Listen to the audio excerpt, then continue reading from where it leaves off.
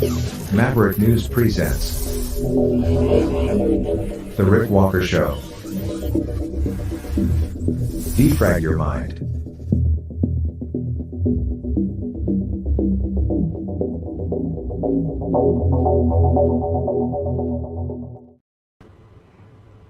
Good evening, everyone. I'm Rick Walker. Welcome back to the Maverick News Channel. Hello, Maverick family and new viewers. Wherever you're tuning in from, welcome. We have an important show and a fun show lined up for you tonight. An informative show and an entertaining show. 2 shows in one. We'll begin with our regular look at the top news stories of the day, and then we're going to move into what is, I think, going to become our regular feature here on Maverick News, episode 2 of Truespiracies. The news of the day that is so crazy you won't believe it. It's unbelievable, and yet so true. What are we going to talk about? We're going to talk about the opening of this Holocaust museum in Amsterdam, and a lot of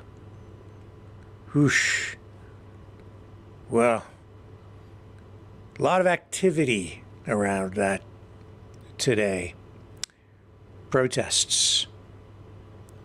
We're going to look at so many things. We had there's a memorial in a private cemetery in Canada to German soldiers, Nazi soldiers. It has been removed. We'll tell you about that.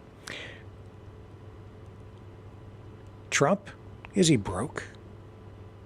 He needs your help, apparently. And there's a new hit piece, an ad campaign, a negative ad campaign that has been launched against President Trump. Also, I think, sort of our main thing tonight is this special report we have from Kevin Michelizzi, again, one of our Maverick News correspondents and contributors who is over in Crimea. He has been keeping a close eye on this developing story about terror warnings from the United States government and other Western countries for people in Moscow and for Americans traveling to Russia. We've been reporting on it over the past few days, since Thursday, and it has been a confusing story. A story with what appears to be some propaganda wrapped around it. So we have Kevin lined up for a report on that, and you won't want to miss it because it will get you closer to the truth than any information I think you're going to find anyplace else on that. And it should give you a better handle as well on what's really going on with this war in Ukraine. And it's important to all of us because our tax dollars are being used to help fund that. As a result, we're involved, right? So we should be aware. Viktor Orban talks about his latest meeting with Donald Trump. Benjamin Netanyahu says, he has rejected Biden's statement that he's hurting Israel with his aggressive approach toward Palestine. Changes coming in the Canadian banking system. Madonna, she kind of put her foot in her mouth at a concert, embarrassed herself. We'll show you how, and we'll show you why people are not too impressed with Madonna tonight. So we have all that and a lot more coming up right here on Maverick News on the other side of this.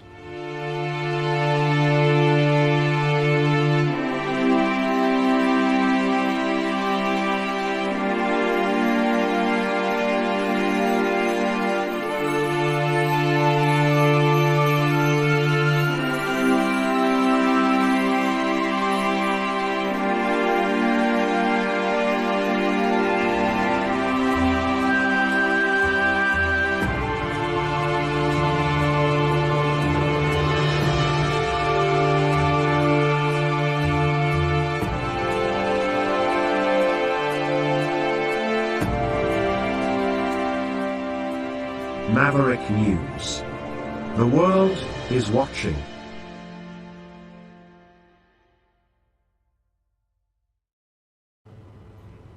Also, when we get to the Truespiracies feature, the stuff we're going to talk about there, it'll blow your mind.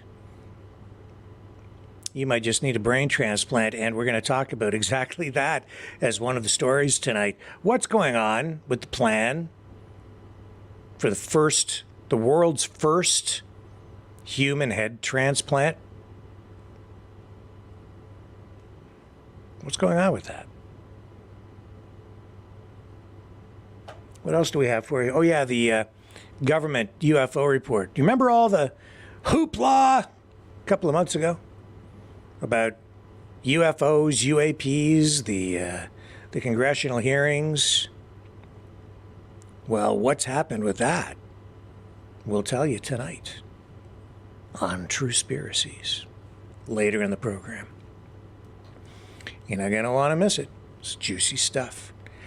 But first, I suppose we should tell you about the opening of the Holocaust Museum in Amsterdam. This event was, to say the least, upstaged by massive protests. Pro-Palestinian, pro-Hamas protests outside the building. I'll show you a couple of clips here of what's been going on.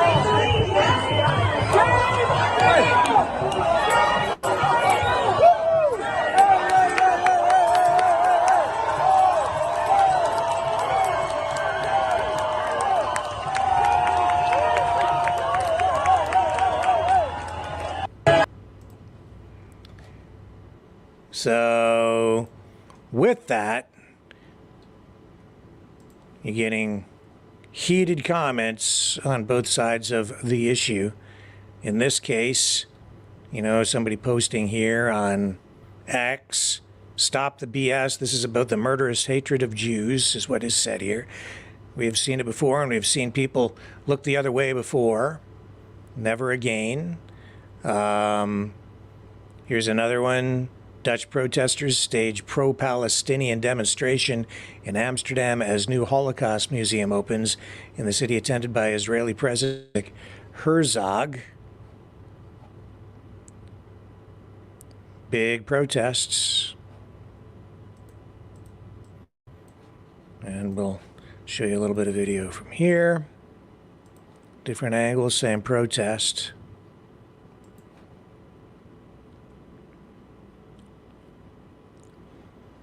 I've been watching some of the live feed coming out of there today.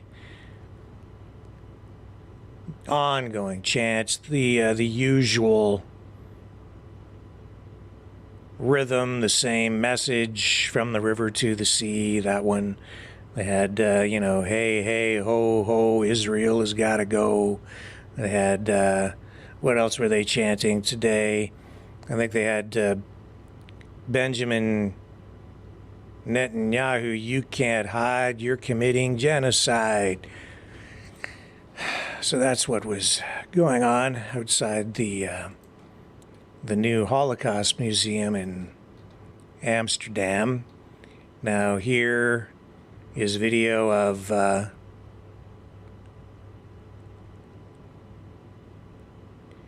some dignitaries arriving. It says the king opens the Holocaust Museum in Amsterdam without Herzog pro-Palestine slogans of the big manifestation clearly audible. This from a streamer by the name of Thomas Welshin. Share that with you, and there's his post on this and his comment.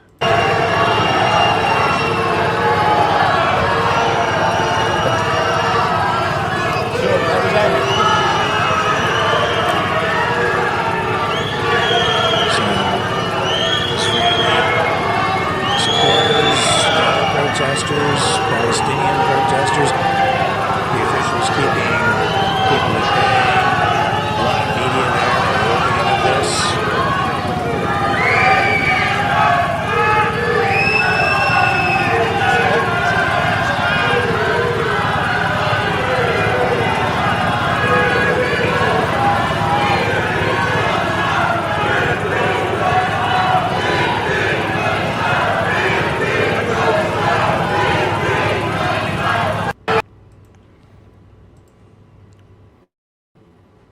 And you know, I've been getting a lot of hate messages myself this week from people who are like right upset with me over this issue. And I haven't even really taken a hard stand on it, I don't think. But I'm just not hard enough on one side, you see. So people losing their minds because of me. So there were fireworks there that were ignited. There were eggs thrown at the opening of this Holocaust museum and the Israeli president's visit there is one of the reasons the protests were sparked. But of course, just the opening of that museum itself was enough. Literally thousands of protesters chanting in the streets, mostly, you know, the standard slogan, "Ceasefire now," as you heard there, was one of the things they kept chanting, and that "from the river to the sea" chant, which many people say means that they want the extermination of the Jewish state, Israel.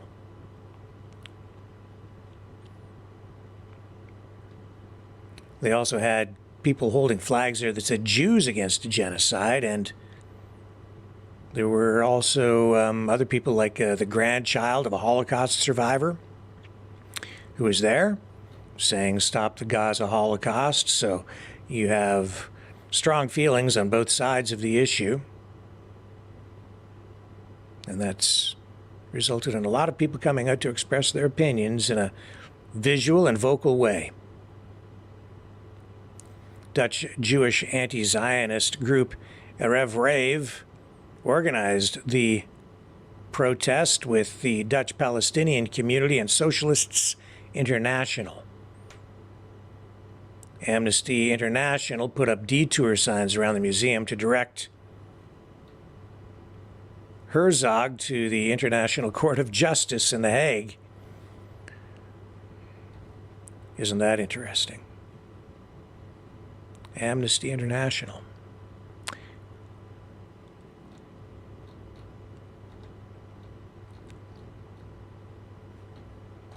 So this just poured some fuel on the fire, didn't it, today, this event? In a pretty substantial way in Amsterdam.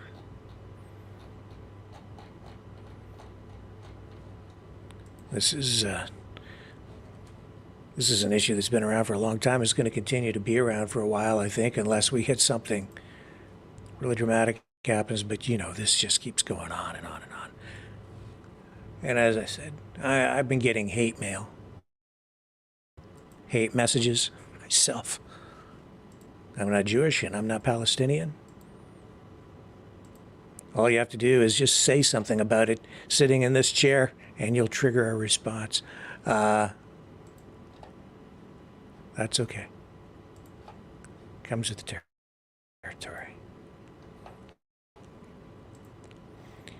In other news, U.S. forces have taken steps to airlift personnel and citizens out of Haiti. They've flown in forces to help beef up security at the U.S. Embassy in Haiti and allow non-essential personnel to leave. This U.S. aircraft flew to the embassy compound, according to the U.S. Southern Command, meaning that this effort involved helicopters. So we've got political unrest in Haiti. That country has been in an extremely unstable situation for a long time politically now, and the economy there is in shambles, really. Poverty is rampant. The U.S. saying that the airlifting of personnel into and out of the embassy is consistent with their standard practice for embassy security augmentation worldwide, and they are emphasizing that no Haitians are on board the military aircraft.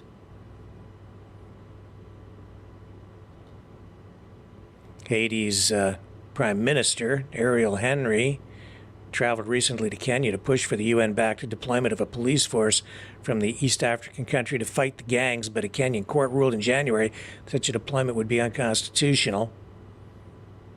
The statement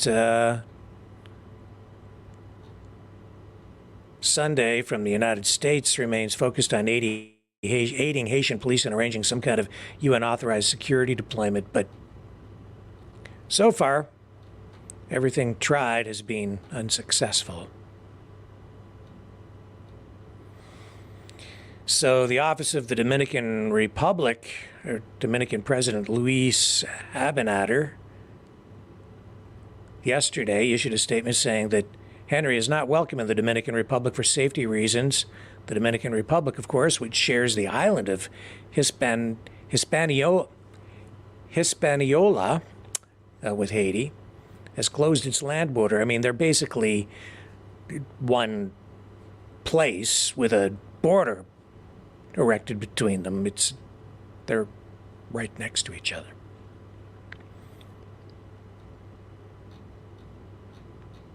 So this, basically everything is unstable there. The U.S. is taking steps to stabilize things at its embassy and keep people safe, and they've taken their personnel out of there. Any non-essential personnel, in an effort to try to keep them safe amid growing unrest in Haiti. Move on here to some other news of the day. Somebody, a couple of people sent me this, and it's just a CTV report. But a couple of people seem to want to really focus on it. It's just, I don't think there's anything honestly that new about this, but I'll tell you, what this is. It says big changes are coming to how Canadians bank. I don't think that's really any big surprise to anyone. Everything's going digital, whether you like it or not. It says here, long-promised revolution in banking is headed to Canada, but you might not notice when it arrives. Changes in the works that will give Canadian consumers and businesses significantly more control over their financial data, including who they share it with and share it with in what's known as open banking. The federal government has promised framework legislation in next month's budget to bring the system to Canada after years of kicking the possibility down the road. And it goes on and says, evangelists for the open banking shift underway globally praise it as a way to boost competition, dramatically shift how payments are made, and overall move to a more people-oriented financial system. Open banking works by giving consumers the option to share their banking data with other firms. The most common use is granting access to budgeting or money management apps and companies so that a consumer can pool different bank accounts and credit cards into one place.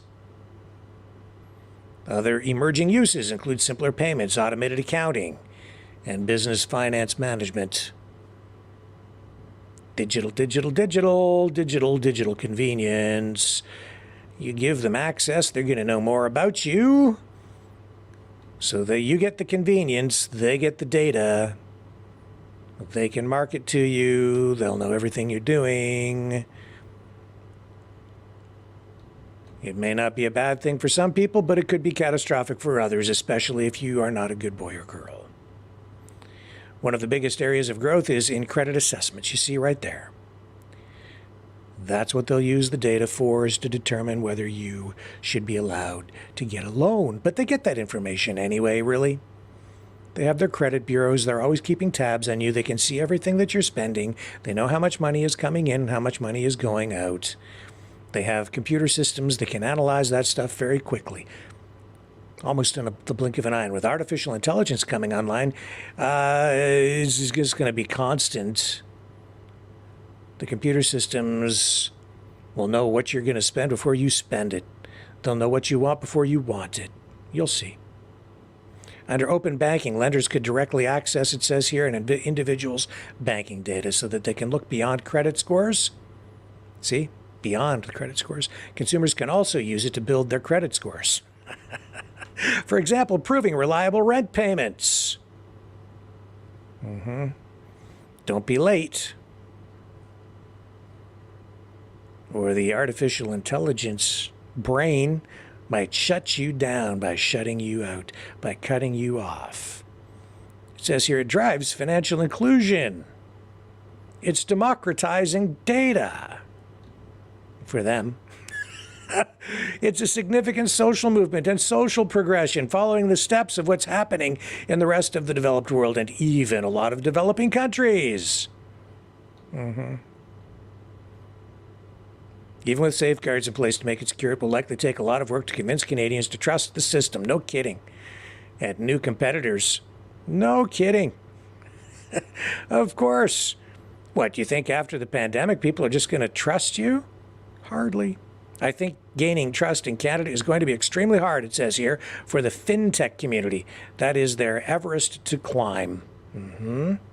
The system also had fairly low pickup when it launched in Europe in 2019, said Aris Bogdanaris, Scotiabank's head of Canadian banking, and at an investor day.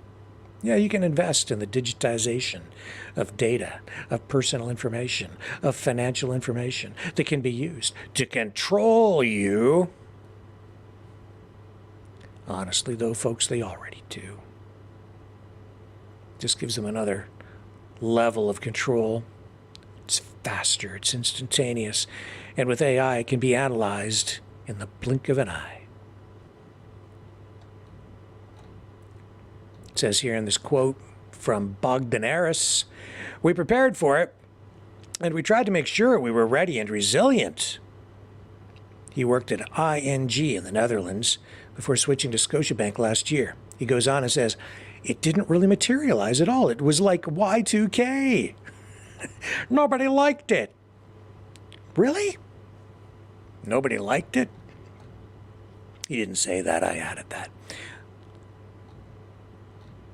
You can see where it's going here. So open banking.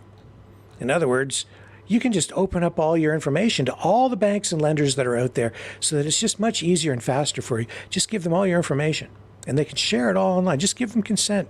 Just sign over your rights. Sign over your privacy. It's no big deal. It says the current lack of competition in banking here means high fees, which a report out last month from North Economics estimated run upwards of $7.7 billion a year. So I guess here I just have to backtrack. Are they saying then that what? They're going to reduce banking charges to you by, if you provide this data to them and give them access sort of across the board to all the different financial institutions so they can all see everything, I guess, or something like that, they might charge you less on banking fees? I'm not sure.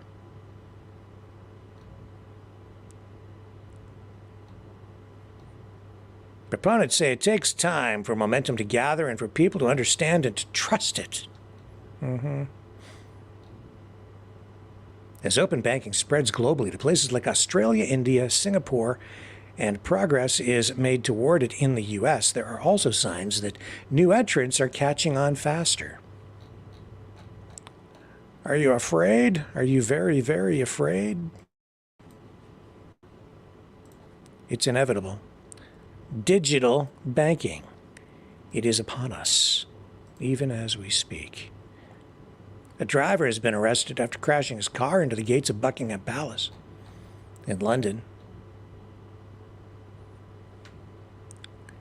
So, he's been arrested on suspicion of criminal damage, according to police in London, England. It happened early yesterday and was not considered terrorism related. Nobody hurt.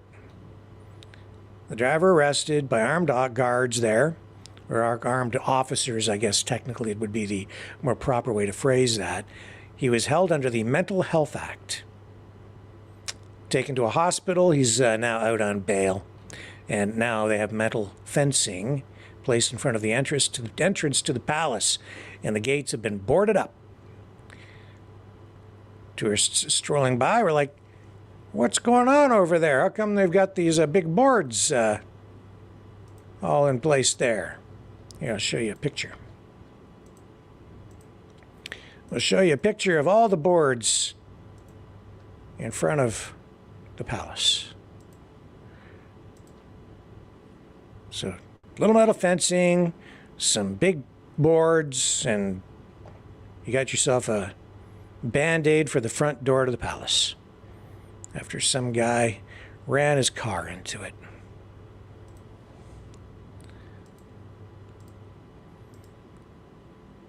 That's a true story. There's a monument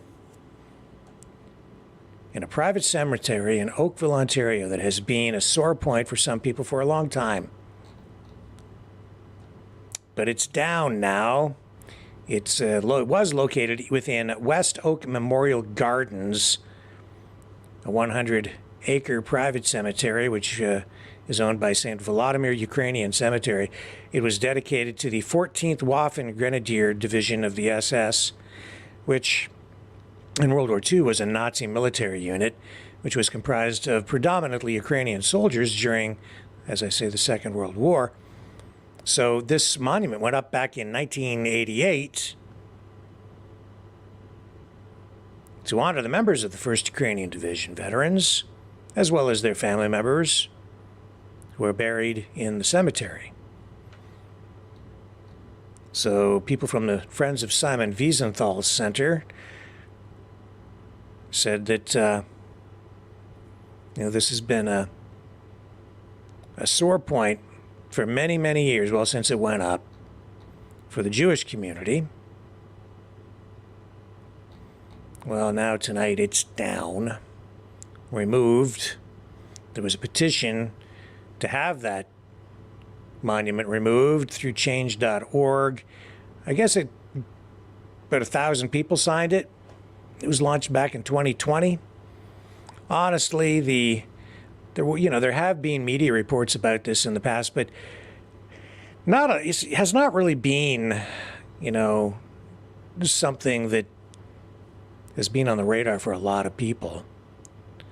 Nevertheless, the mayor of Oakville, Rob Burton, when that petition was launched, came out and said that he found the monument repugnant, but said there was nothing the municipality could do to have it taken down because it was on private property in a private cemetery. The municipality had really no ability or jurisdiction to do anything about it.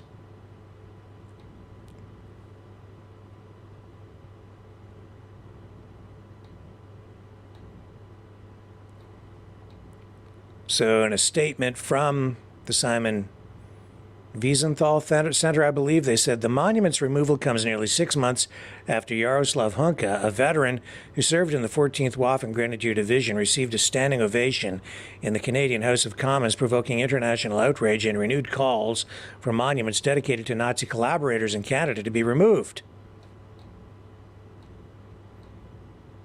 In the fall, after the Hunka affair, we saw a group of local neo-Nazis make a pilgrimage to this monument, which is deeply distressing. The statement goes on.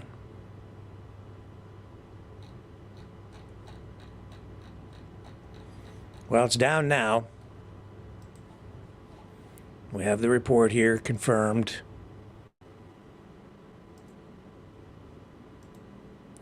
So, there you go. What else do we have on the news front tonight? Well, we've got that protest. We got we did the Haiti airlift. Benjamin Netanyahu has rejected the criticism from Joe Biden earlier this week that Netanyahu is hurting Israel. Netanyahu says, his policies have the support of most Israelis. Of course, last night on Strange Bedfellows with Lori, we had our former IDF soldier and lawyer on, who kind of walked us through some of those issues from his perspective. It was a pretty interesting conversation. If you missed it last night, you might want to check that out. Just go back to our broadcast from last night, and we pick it up live in the regular feed on the Rumble channel. You'll also find the interview over on YouTube. So yeah, what do we know about this? Well, we know that during that interview on MSNBC, President Biden said that Benjamin Netanyahu's disregard for innocent lives is hurting Israel more than helping Israel. And he said a ground invasion of Rafah would be a red line, but that he would never leave Israel. So I don't know what that really means. But he added that Netanyahu cannot have 30,000 more Palestinians dead. Then he gave his State of the Union address, and he was on that hot mic, and he said that he was going to have a come to Jesus meeting with Netanyahu. And then his aide comes over. He says, "Sir, you're on a hot mic." And says, "Oh yeah, good." My assessment is that he probably knew it was hot the whole time. Biden knows that the PR war is being won by the Palestinian side, and he needs to sort of appeal to both sides in order to win that upcoming presidential election. So I think that he was sending a message to people, two dual messages really, a message from the podium to the public worldwide that, hey, the U.S. stands with Israel. And then on the hot mic, he's sending another message, again to the people, but a select group, which would be the pro-Palestine side, saying, I'm gonna get tough with Benjamin Netanyahu, so he's and hold his feet to the fire on this issue, because he needs, and I think Lori was right on the program last night when she pointed out that there's certain states like Michigan where you have really large Muslim populations, and Biden needs those votes because it is so close with Trump. And then Netanyahu fires back now with this interview in Politico, saying that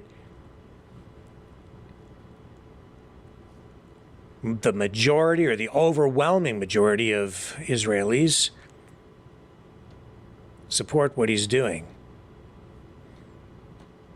We're seeing tons and tons of people getting, active in the streets, protests worldwide still going on, roads, infrastructure being blocked in many cases, even in Canada.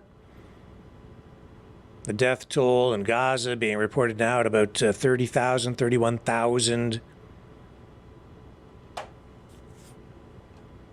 Starvation now becoming a growing concern, as there have been accounts of some people actually starving to death now in Gaza. The Israeli military said that at least 247 of their soldiers have been killed since October 7th.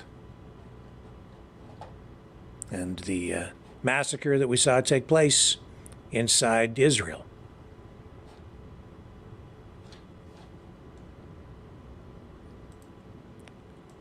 It goes on. Viktor Orban recently just finished up a visit with Donald Trump.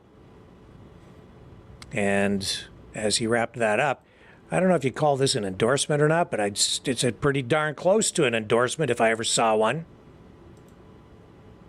Really, really close to an endorsement. I don't know what else he could do. I'm going to say it is an endorsement. Viktor Orban coming out and basically saying that he supports Donald Trump in this video. I don't know if you saw the video the other night, but he did meet with President Trump at Mar-a-Lago. Now Viktor Orban, Hungary, comes out with this. Here we go. Véget ért a találkozom Donald Trump elnök úrral. My meeting with President Donald Trump. President Trump was a president of peace. Elnöke volt, tiszteletet parancsol. He commanded respect in the world. There's a picture of him on the cover of Time.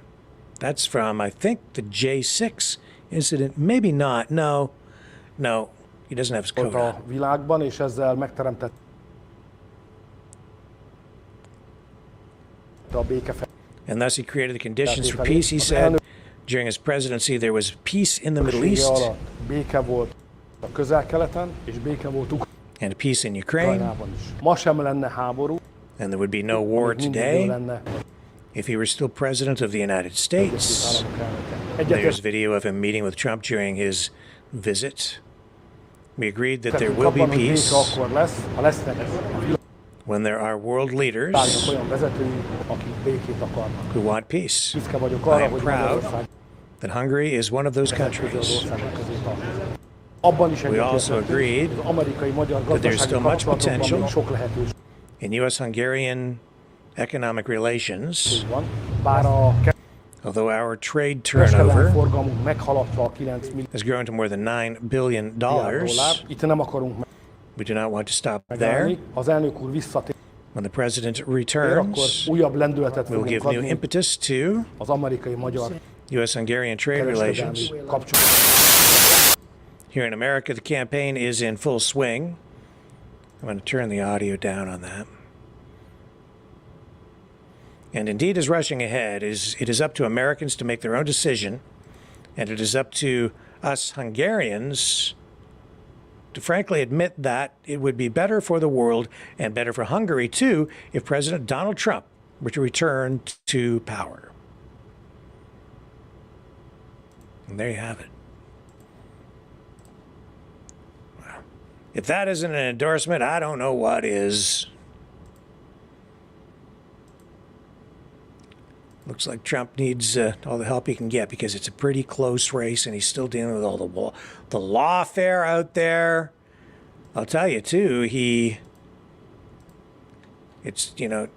when he got into politics as a presidential candidate, remember he was like, I've got all this money, nobody can buy me. People were of the opinion, really, I think, that Donald Trump doesn't need your money. It's one of the reasons the people voted for him because he's rich. Yet here he is tonight asking for, you got it, money. It's expensive to run a presidential campaign, and it's expensive to defend yourself in court. And I don't know that I've never seen anybody facing as many lawsuits as Donald J. Trump.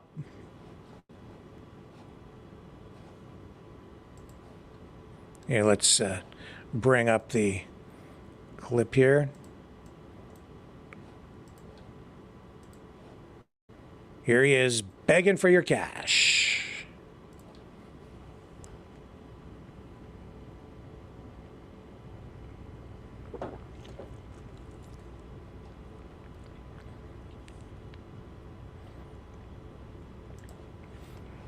Humbly. Now there's a word you don't hear come out of his mouth too often. Humble Donald Trump. That's huge. That's a huge statement. Huge because it's so rare. It's amazing to hear him say that. And you know what else is amazing? This hit piece, this negative ad that the Trump team has cooked up. Yesterday we ran that ad that the Biden campaign generated. $30 million they're spending on a new ad where they have Joe Biden really address the issue of his old age head on. Well, he says, I'm not a young guy. Just right up off the top, but then they show him, being vibrant and energetic.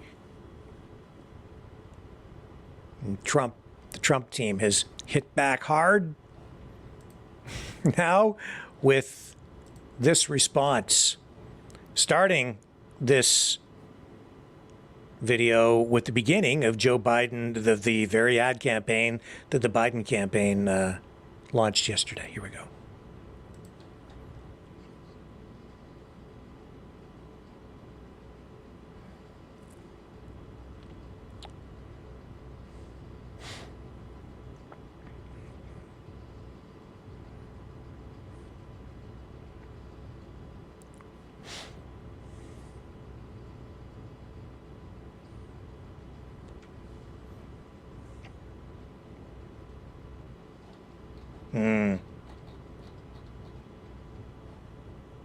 I'm sorry, I guess there's no audio on these clips again.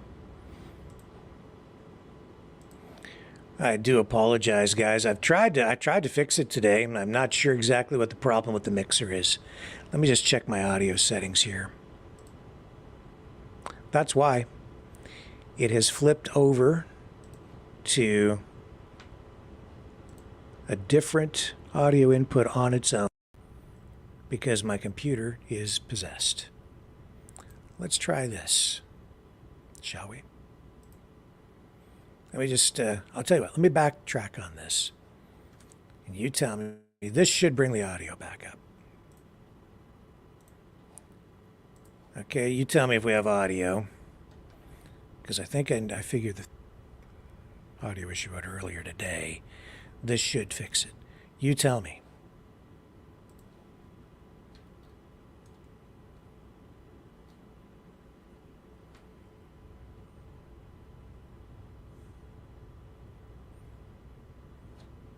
Did you have audio on Trump? Audio? No audio. Nope, no audio. Okay, well, I won't run that stuff anymore off there. Very strange. Sorry, guys, don't know what to do about that. I'll try and figure it out. Let me just check the settings again and figure out if it saved my change. Should have changed it. Strange. Tell you what, let's take a little break. Come back on the other side. We've got lots more to share with you tonight. In fact, you know what we'll do is Kevin Michelizzi. We've got him waiting in the wings. So I'll run a transition here, and when we come back, we'll pick up our interview with him. You may recall we were talking earlier this week about, well, since Thursday, about these reports of a possible terrorist attack, the threat of that in Moscow, issued by the United States Embassy and some Western countries as well. Well, Kevin has been digging into things over there. He's going to bring us up to date on what the situation in Moscow is with regard to all of that. So stay with me. I'm coming back. The information war is raging. Truth without integrity is worth nothing. Maverick News. Because those who have power and those who seek it must be held accountable. The world is watching. Join our family of truth seekers. Donate today and add your voice to the chorus of Maverick Knights. Donate at maverickdonations.com. Truth. Integrity. It's the Maverick way.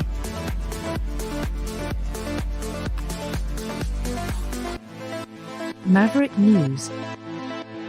The world is watching.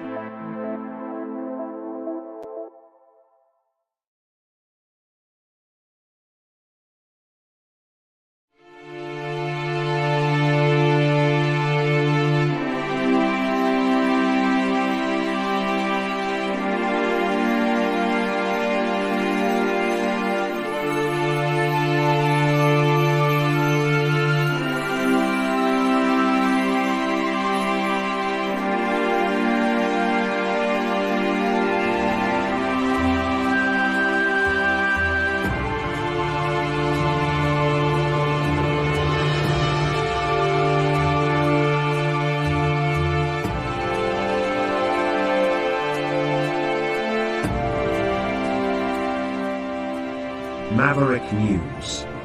The world is watching.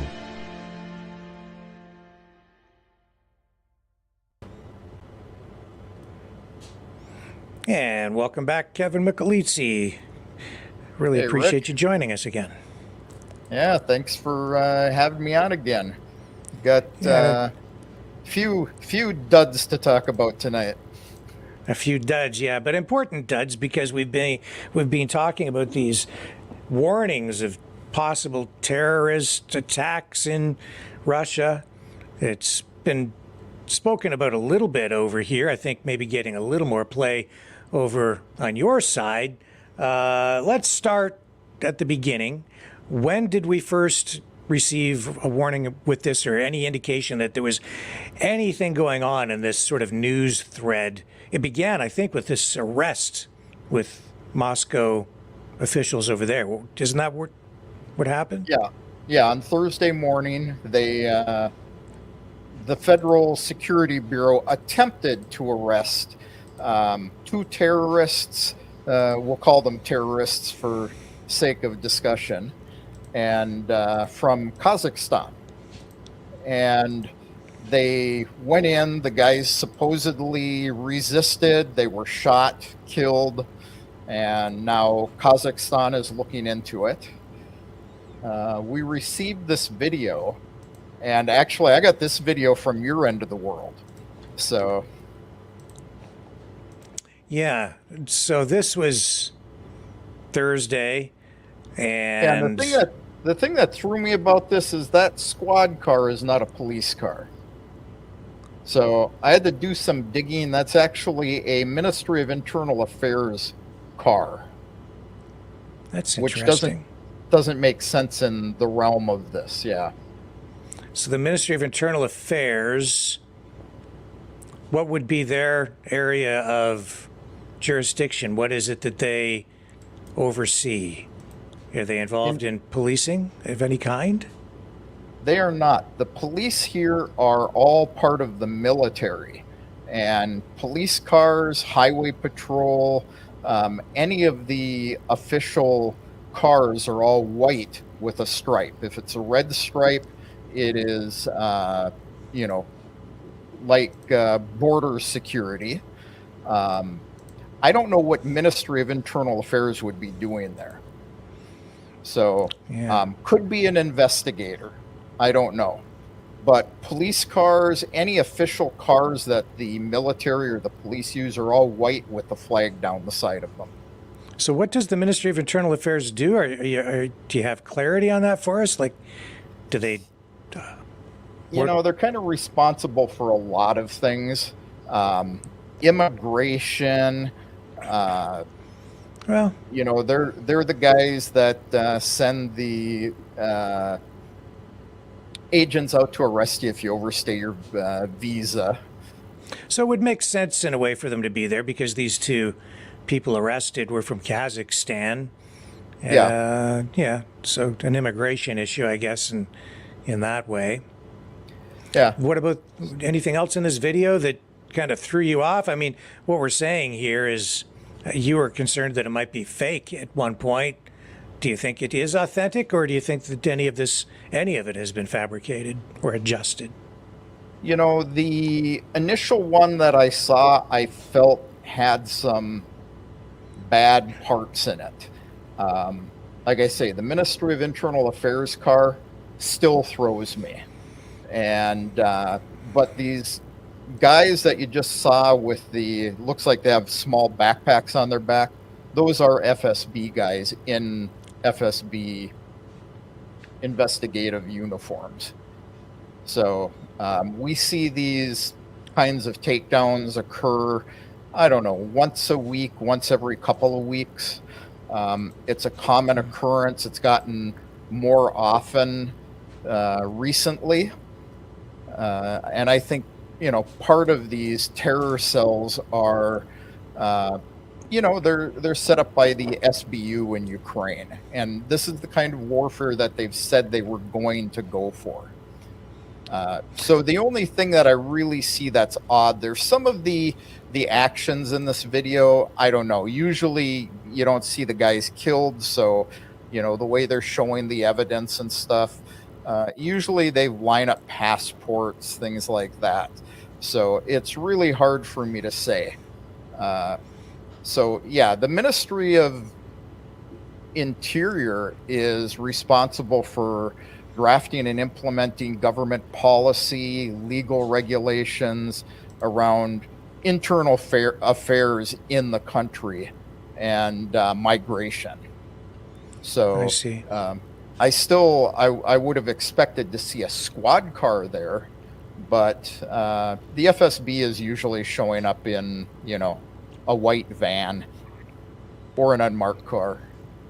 So these two suspects were, I think the word that was used was, were liquidated, killed Yep. at the scene. That's why that video is digitized, blurred out. And these guys throw me a little bit too. You've got, we've gone from the FSB guys who were FSB guys to guys in jeans with hoods on, black jackets, blue gloves. I have no doubt that the arrests were made, but I'm not sure of the authenticity of the rest of this video. Could be perfectly fine. The chemicals here, do you have any idea what that stuff is?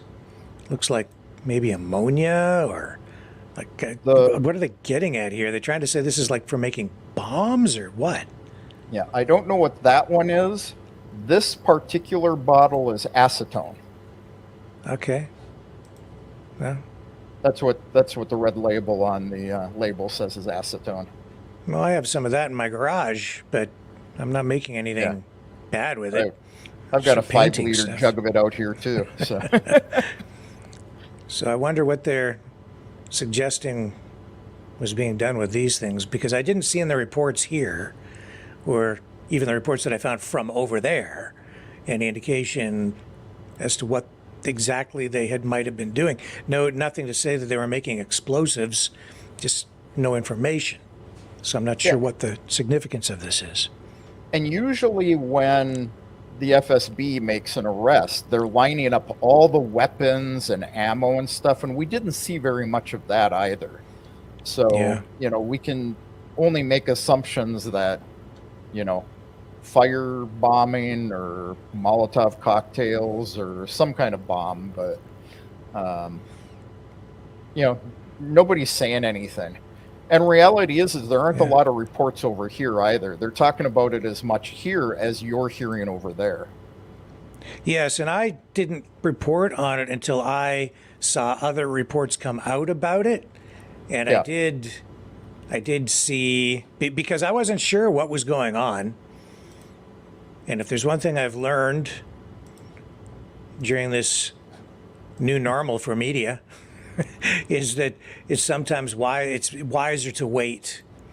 It's good to be first with information if you can be, but I'd rather wait and make sure that we're accurate.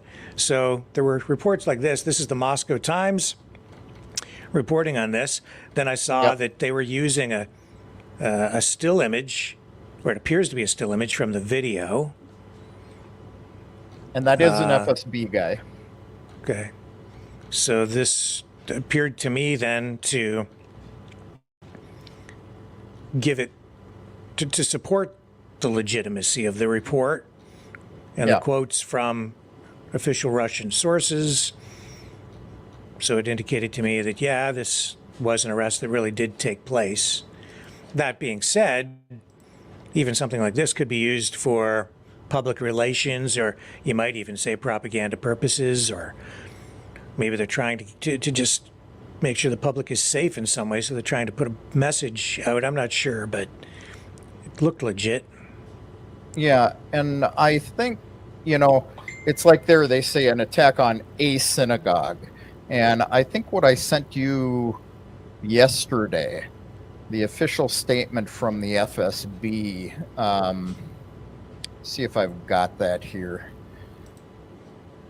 But I think it said that they were planning terror attacks on synagogues in the Moscow region. So it implied it may have been one, it may have been many. Yes. And that seems in line with what I'm seeing around the world and even here at home. There is a real rise in anti-Jewish feelings out there. We're seeing a rise in attacks against Jewish people all over the place. I could read some of the messages I've been receiving today, just because we did a show last night and we were talking about the Israel-Gaza situation, and of course that just triggered a lot of people. I've got one right here on my phone right now with language that I wouldn't dare repeat. Well, it's kind of like the the airport thing in Dagestan. I think we get some outside forces involved in it, and they get people stirred up. That was aimed at Jews as well. There's Jews on that plane; they should be sent home. So I think this has some play in it anyway. Yeah, but like I say, we have these arrests all the time. I'm looking at a notice here from the day before, Wednesday, that says the FSB in Crimea stopped the activities of an Islamist cell in Crimea, and that's the whole thing. It was reported by the FSB of Russia, and the next day they had a 3-sentence blurb that these guys were put in prison for I don't remember how long it was, several years, and that's it. Nobody talks about it. So we have this. It does appear that this was a legitimate story. Yeah. It looks like these two guys were killed. We have, I guess, intelligence officials from Kazakhstan looking into it as well for whatever reasons they might want to. So they're investigating. But then after Thursday, things were amplified because we got this announcement of some kind, right, from the U.S.? Yeah, it started Thursday, probably around 11 o'clock in the morning. The U.S. Embassy put out this warning that Americans should not come to Moscow. They should, avoid gathering in large groups or being anywhere where there's large groups of people for the next 48 hours. So we can assume they meant, Thursday and Friday.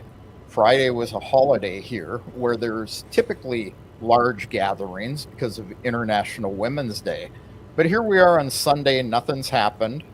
I have friends in Moscow, Westerners, who were at volleyball matches. They were, at parties for March 8th. People out shopping. People paid no attention to it. And then, of course, on top of it, we had the UK, and then we followed that with Germany and Spain and several other Western European countries. And that got tied into this terror attack thing somehow. And I think they're two totally separate things. I think it's maybe the West using that arrest as maybe some kind of a propaganda piece. I've had some people say, well, gee, maybe the U.S. found out about it, U.S. intelligence, and they told the Russians, and the Russians went in and arrested these guys. I have been told by sources who know for a fact that this was an investigation that was going on for a little while anyway, as they usually are. And there was no indication that the U.S. or any of these other Western countries notified authorities in Russia about any of this. It seems like, and the information we seem to have is that the warning was just issued with no consultation or communication with the Kremlin. Is that right? Yeah, and I saw one report that said they did not notify the Russian authorities. How anyone would know that, I don't know. Even here, we have some news sources that aren't particularly truthful all the time. Add a little spin to it, I did see some independent reports about that. Well, not the arrests, but the liquidation of those two Kazakhstani terrorists, indicating that they just threw in there that it was a CIA-backed thing. But, I mean, how the hell would they know? Like, maybe it is, maybe it isn't. I don't know. Yeah, I agree. No way of telling. And if it was, would the CIA be pushing a bunch of embassies to all of a sudden release these notices? I actually think this was more likely, a way to get Westerners to stop coming to Russia. A lot of tourists here right now. It's the time of year where, we've got Germans and Irishmen, a lot of Europeans, even visiting Crimea. And migration here of Westerners has been growing. A year ago, there was something like 300 Westerners. Now it's in the several thousand range of people applying to live here or people working here. And we're talking about Americans in those numbers. The numbers of foreigners is, larger than that. But there's a big push for Westerners. We get this a lot. My wife and I actually make, some income helping people migrate here. And we, over the last 6 months, have been contacted almost on a daily basis by people looking for help to migrate to Russia.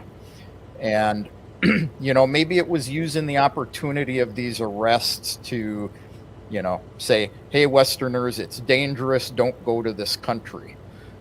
Something that just last week, there was a youth conference up near Moscow. The World Youth Conference, yeah. Yeah.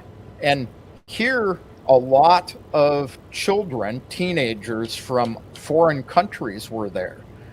This group of foreign students was actually brought here to Crimea, and they were put up for 3 days by the Russian government to show them what it was really like in Crimea. And they interviewed some of these students, and the interviews I saw, some of the kids were saying, gee, you've got nice roads here. We've been told that Russia has destroyed everything on the Crimean Peninsula. You don't have electricity. You've got, the roads are all torn up. Things are in disrepair. One kid said, gee, we didn't think you even had lights here anymore. And, so Russia's kind of spinning these warnings as getting the West to not want people to see the way Russia really is.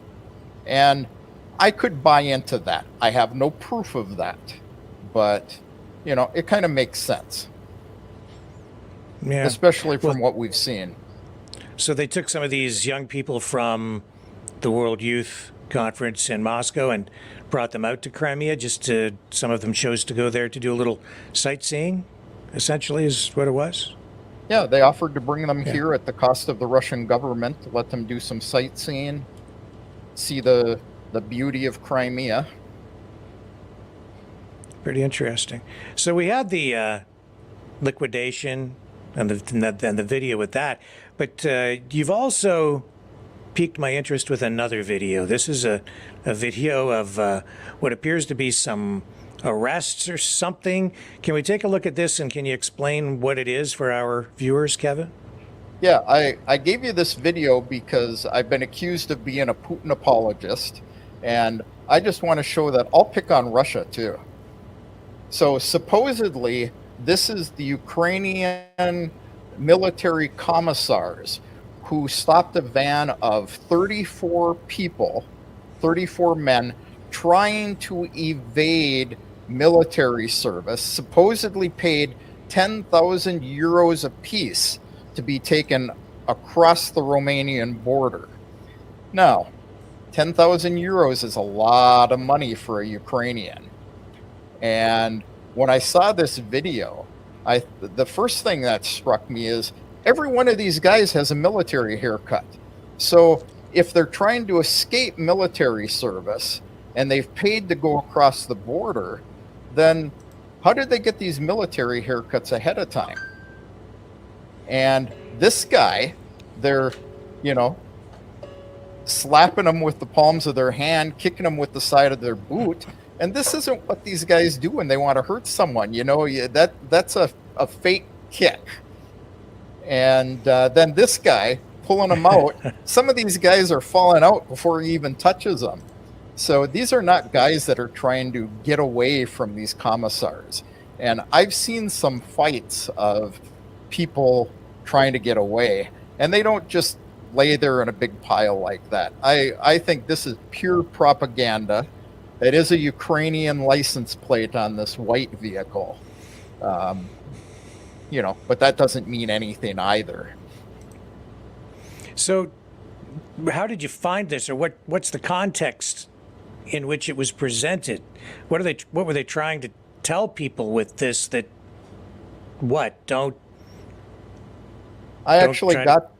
got this off of a pro-Russian Telegram channel, a news source. And what they were telling people is, look at how bad it is where people are paying a ton of money to escape military service. And look how badly these commissars beat people who try to escape. I've seen real ones, and it's usually they're going after one or two guys. And this one was just, this one said fake all over it. And you see the way he's hitting him on the head. It's like slapping him.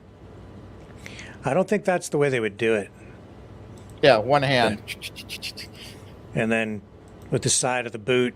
No, if you were trying to, if they would use the toe of their boot, I think. And then this, it's the guy jumped out of the van. Did you see that? Yeah, he's jumping. And the one guy in the red, after he's out, and they're pulling another guy out, he's covering his head with one hand. And he's just one after the other. He's super strong. He's like a super commissar man. He's beating them so hard they can't get up and they can't run. Yeah.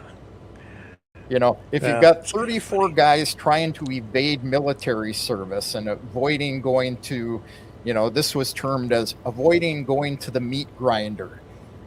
They don't have that many guys pulling them out. Some of these guys would be getting up and running. Well, tonight is the Academy Awards, and I think they should make a new best film. Yeah, or best fake video. Yeah. Yeah. Yeah, that's funny. People should know that Russia puts out a good amount of propaganda too. Everybody does. Yes, that's true. And I get people that argue with me, no, the Russian media is so honest. RT is a fairly good source of news, but they're also probably the second largest propaganda machine here. The first one being the Moscow Times. Well, we have our share of propaganda on this side too. Some stuff you can believe, other stuff it has an agenda behind it, right? Yeah. So. And I think there was an agenda behind this whole embassy warning thing. Like I say, we're basically 4 days later, and they still have this notice up there. I looked at it just before we came on the air. So. Yeah. Well, when I reported, I provided something of an update last night, I said I didn't see any indication that the warning had been rescinded. It seemed to still be in effect, and 48 hours had gone by, no indication of any problems over there. And people, I guess, really didn't take much note of it, right? Because did the Russian officials respond in any way to what the American warnings were saying? The only thing, and I don't remember what official it was. If I was going to put a name to it, I'd probably say Medvedev, because he's kind of like our Lindsey Graham over here. But somebody said, it's just the Western countries not wanting people to come and see what Moscow and Russia is really like. They want to maintain that bad guy attitude and don't want people to see that life is normal here. Well, I'm glad that you were able to join us today and kind of help us understand what has really been going on with this. as I've reported on it piecemeal over the past few days, the information has been, it's been difficult to understand what it all means and kind of bring it all together. I said, and from the very beginning, I don't really know what's going on with this. It seems a little bit strange. So I'm really appreciative of your efforts here, Kevin. Yeah, I don't think I'm helping you put a nail in it at all, but Yeah. I think we can definitely say that the terror attack thing is a regular occurrence, and it's a separate thing from the the warnings. Maybe the warnings were issued as just a jumping off point from those arrests. All right. Is there anything else you'd like to draw our attention to today? Anything you think we've missed? Nope, I don't think so. All right. Kevin Michelizzi, and just one more time, tell people how to find your work when you're not here. When I'm not here, you can find me on YouTube at American Crimea or at InfoWars Press. All right. Thank you, Kevin Michelizzi. We'll be back, folks. Thank you, Rick. Right after this.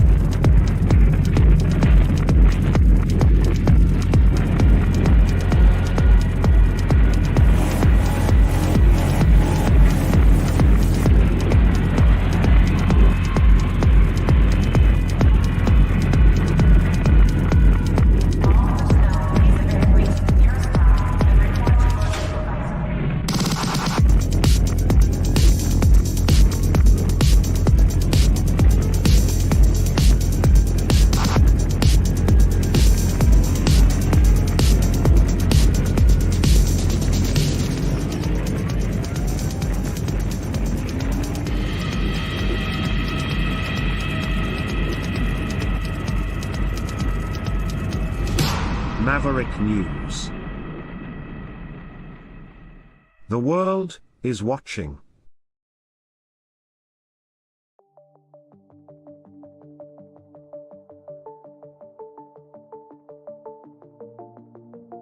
Greetings, brave Mavericks. Our quest for truth continues. We go beyond fake news. Together we expose propaganda. Together we pull others out of rabbit holes. We are maverick thinkers. We are all unique individuals, defenders of individual rights and freedoms, credible, trusted, grounded in reality. Maverick News, Maverick News. Defending free speech, free speech. Donate at freedomreporters.com. Do it now. Tomorrow may be too late. Maverick News. The world is watching.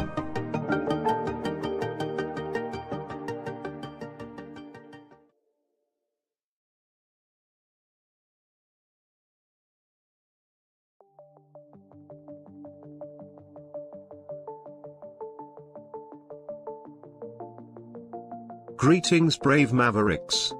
Our quest for truth continues. We go beyond fake news. Together we expose propaganda. Together we pull others out of rabbit holes. We are maverick thinkers. We are all unique individuals, defenders of individual rights and freedoms, credible, trusted, grounded in reality. Maverick News, Maverick News. Defending free speech, free speech. Donate at freedomreporters.com. Do it now. Tomorrow may be too late. Maverick News. The world is watching.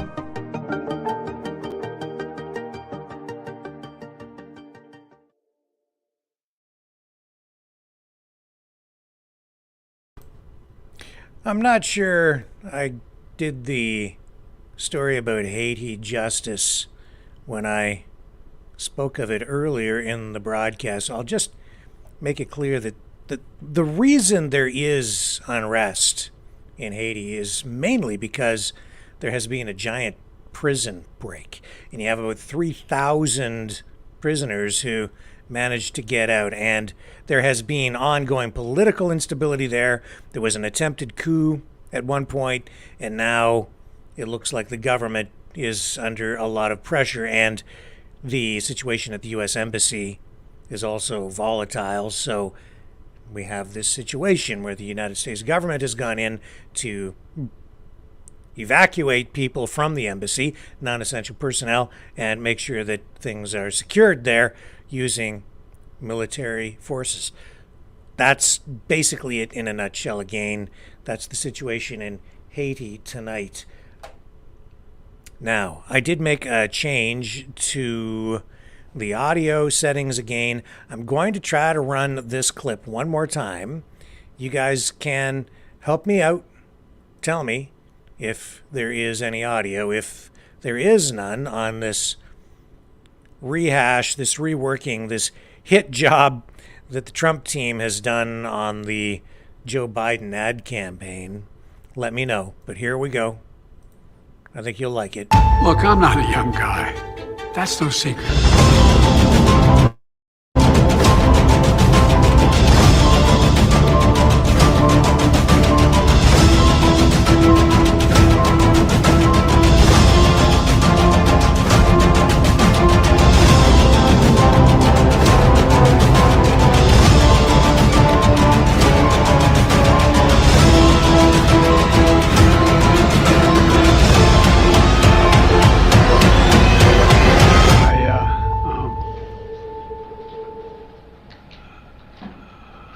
Anyway.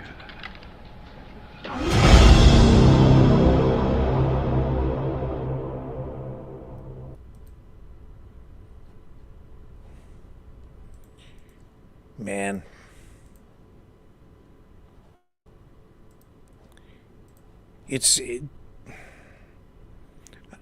I feel a bunch of things when I watch that.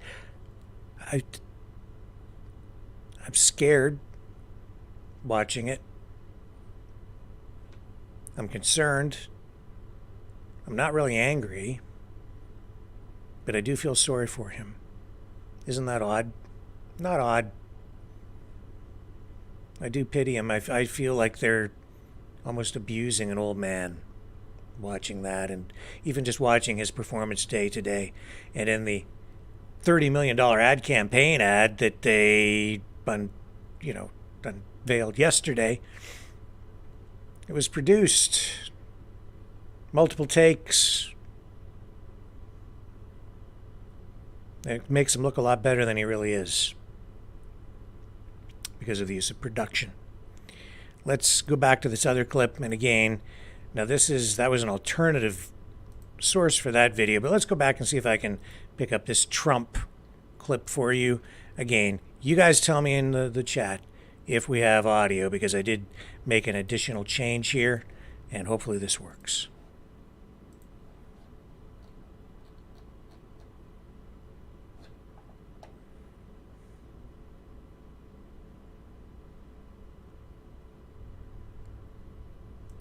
Was there audio on that? You tell me in the chat. Nope, no audio. Okay, so that's kind of weird. I'm going to keep that one aside. And very strange. Something is different is going on with the source for those. So noted. Let's move on. It's just about time to get into our feature tonight, our Truespiracies, episode 2. You guys ready for that? We're going to talk about human head transplant. We're going to talk about the government UFO report that has just come out. I might even mention Queen Romana the dildo. She released a video. I might just mention a little bit about her. And what else do we have? Oh, some fresh UFO sightings to go along with that government UFO reports. Florida spring break. I think we have something on that as well. And Madonna. Plus, the top stories from the current edition of the National Enquirer. So don't go away. We have that and more on the other side of this. Feel the vibrations.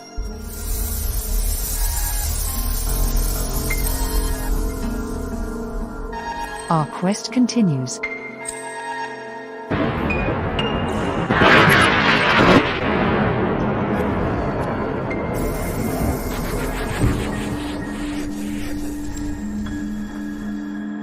The truth is out there.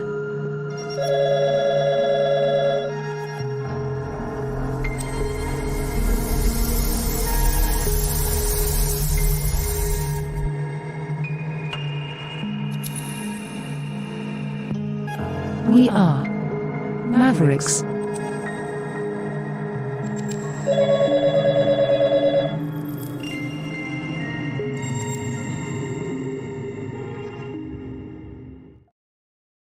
And now, dear friends, episode 2 of the newest Maverick News feature report.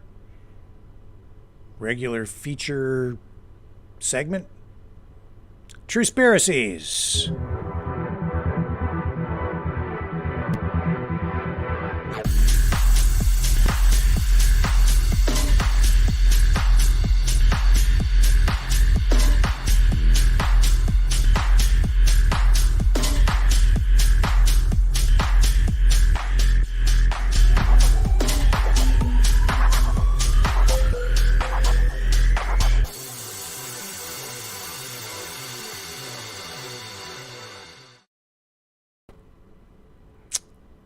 Welcome to Truespiracies, where the news is unbelievable.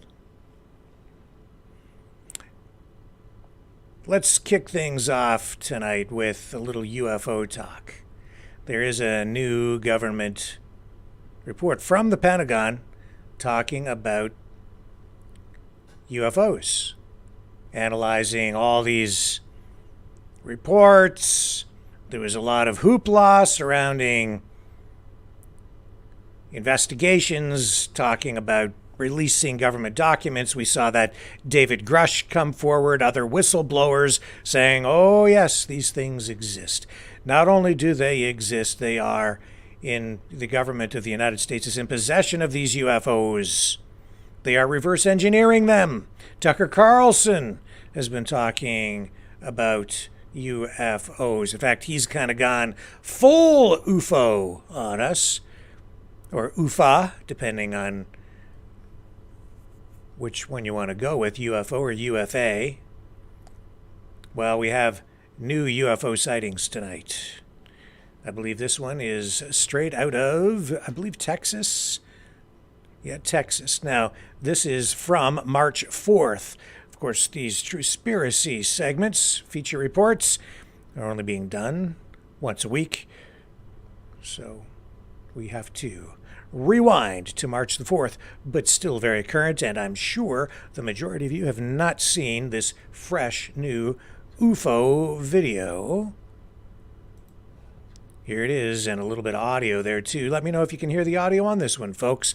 It is it's only just at one point during the somebody speaking, but let's check it out.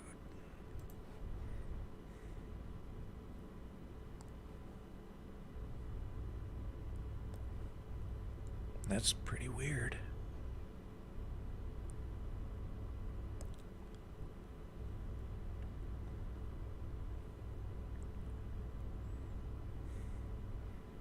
What is it? I do not know. Pretty weird.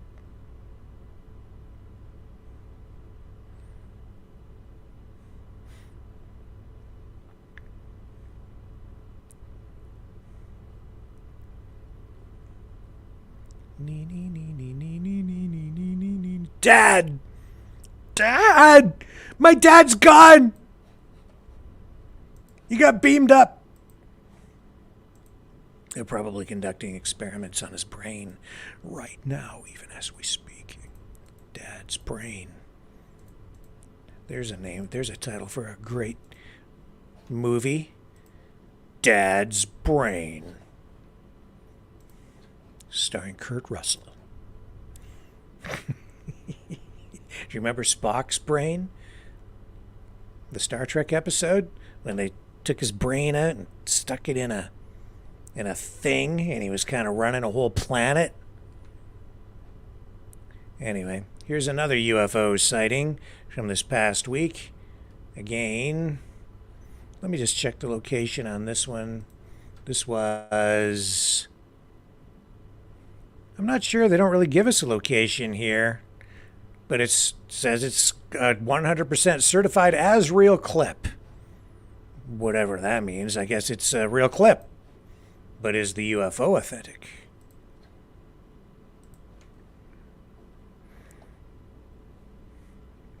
There it is.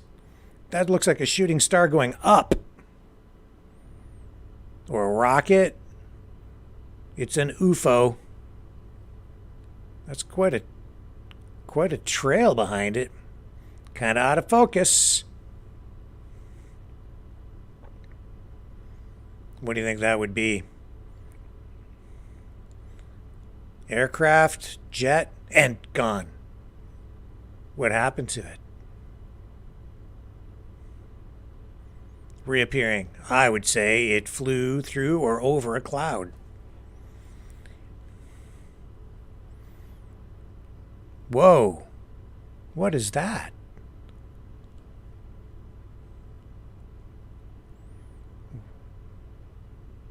What is that?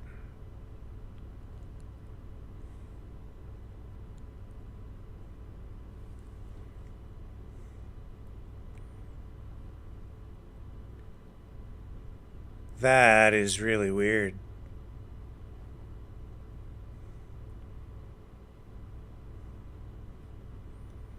It's a flying object and it's definitely unidentified. Or maybe more than one. What is that?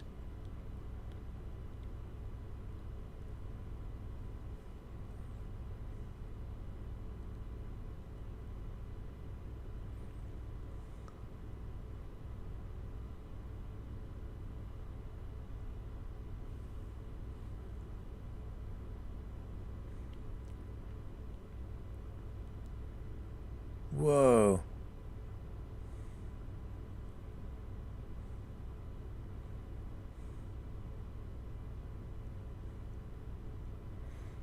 Does anybody in the chat know what the heck that is?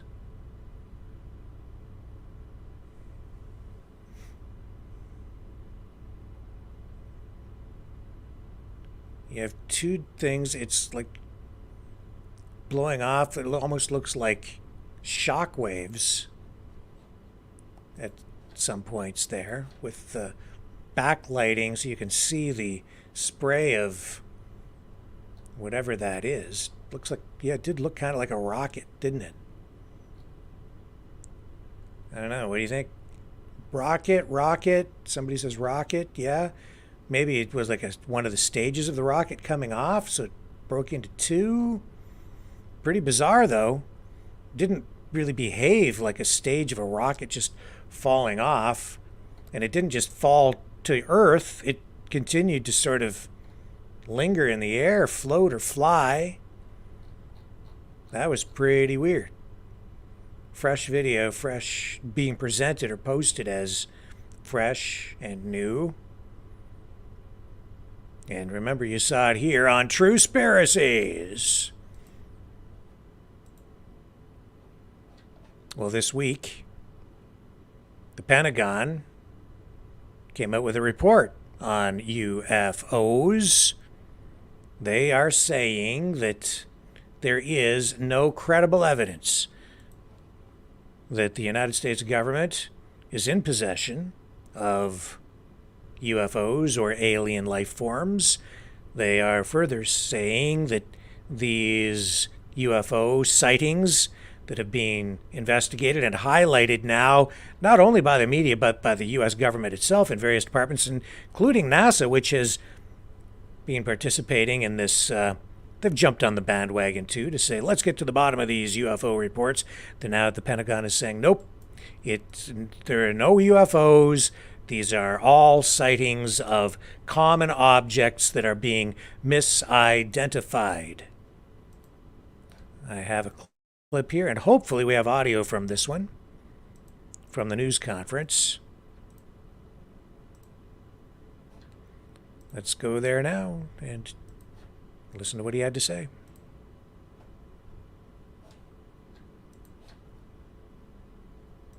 Let me know if there's audio.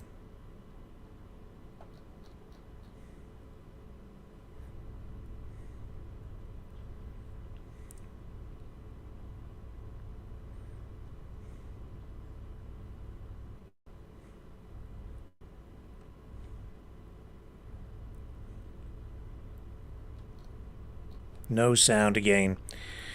Very frustrating. Okay.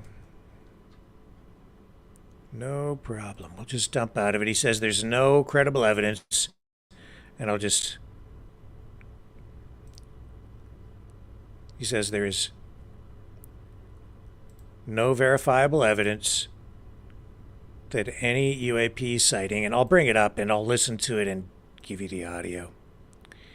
Here, let me just bring it back. I'll run the video, and I will verbally tell you what the guy is saying. How about that?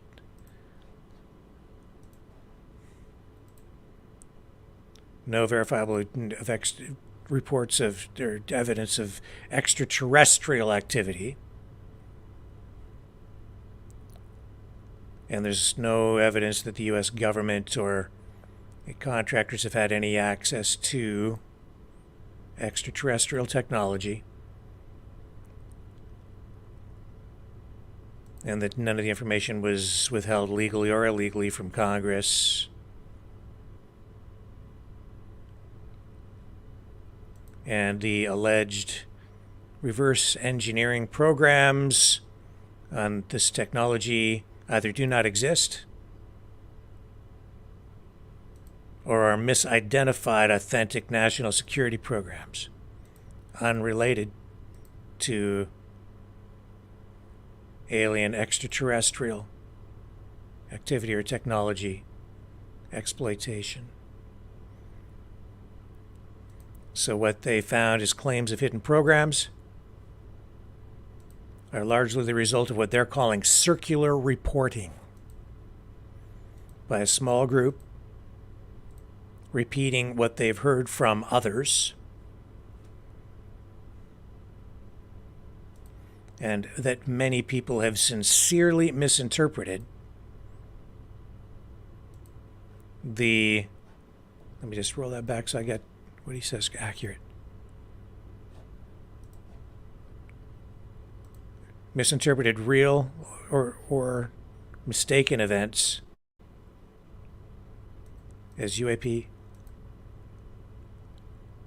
or extraterrestrial exploitation. So basically, and I'm kind of butchering what he said there a little bit, trying to do it on the fly for you, but he's saying they don't have aliens, that the UFOs are not extraterrestrial, they're misidentified flying objects of, earthly origin, that these programs don't really exist, that people are alleging. You heard what I said, so yeah. That's what the Pentagon is saying now, and yet there was such a splash made for a while. The congressional hearings, listening to the whistleblowers, the interviews that were done with this David Grush, the government itself coming out saying, let's get to the bottom of this. Some attention paid to this week, but not that much, really. When I watched some of these other live stream shows, they kind of went all in on this alien UFO stuff, portraying it as very credible, probably real, and some prominent live streamers too. But as I was witnessing all this, watching it in real time like you guys, I was saying, I don't think this is actually going to get us any closer to the truth. It just smelled funny to me from the very beginning. It was like the government's putting all this out there. They're getting everybody excited. It looks like they're now lending legitimacy to all this and almost admitting that it's actual, that it's true, that we do have alien visitors here. And yet at the same time, it didn't feel genuine to me. And so now here we are, months later, and the Pentagon has come out into saying, nope, not real. Nothing to see here. As a result of this, and because of all that took place, I'm going to say that I think the distrust will only deepen. I think people will only speculate more. And the conspiracy theories will only ramp up. And the sightings continue. No doubt there are flying objects out there. No doubt a lot of these are not identifiable or people can't figure out what they are. Some pretty weird stuff going on in the skies these days. Of course, we have more flying objects up there than ever before, and I bet you a lot of it is experimental aircraft that the government just doesn't want us to know about. I remember Donald Trump at one point making reference to some of the experimental technologies that the United States has without getting specific about it. I think he was right on the edge of maybe breaching security protocol and letting us know a little more than we were supposed to. Mainstream media also latching onto this and in a limited way reporting on it this week. I'm going to run at least a portion of this ABC report just so you get a feel of how the mainstream media is handling this subject matter, which in any other time would have been treated with disdain, really, by the mainstream media, offered up simply, strictly as entertainment, but now actually being treated as serious journalistic material. Here's the ABC report on the Pentagon's report. Pentagon review of decades of government investigations into UFO sightings has audio. found no evidence any of those sightings were extraterrestrial. ABC News Pentagon reporter Louis Martinez has more on that. Louis, I know this report just came out. What can you tell us so far? Audio? And why did the Pentagon release it now? So, Dan, this is a comprehensive report from the Pentagon office that's been looking into UFO incidents now for the last couple of years. They studied more than 80 years worth of historic documents and investigations into UFO incidents. They found no links, and most importantly, they found no evidence to suggest that the United States government or industry possesses any alien technology. We've heard claims over the years that the United States government has been executing a cover-up of what it knows about UFOs, about extraterrestrials, that the United States is in possession of some alien spacecraft or potentially even alien remains. And this report that's come out now from this Pentagon office says they have not found anything that suggests that. Instead, what they say that they spoke with eyewitnesses who claim that they saw or heard about programs like this. They say that what actually happened is that, yeah, they had access to some of those programs, but they may have misheard or misinterpreted information and then just kept perpetuating it. So right now, I think what you're hearing is not going to be very satisfying news for ufologists or UFO fans around the world. But I think it shows how the Pentagon is really taking this seriously. And the reason they do is because these are military pilots, military personnel who are reporting these encounters, and the United States military just wants to make sure that they are not a threat. So that's why they take all of these reports about UFOs very seriously.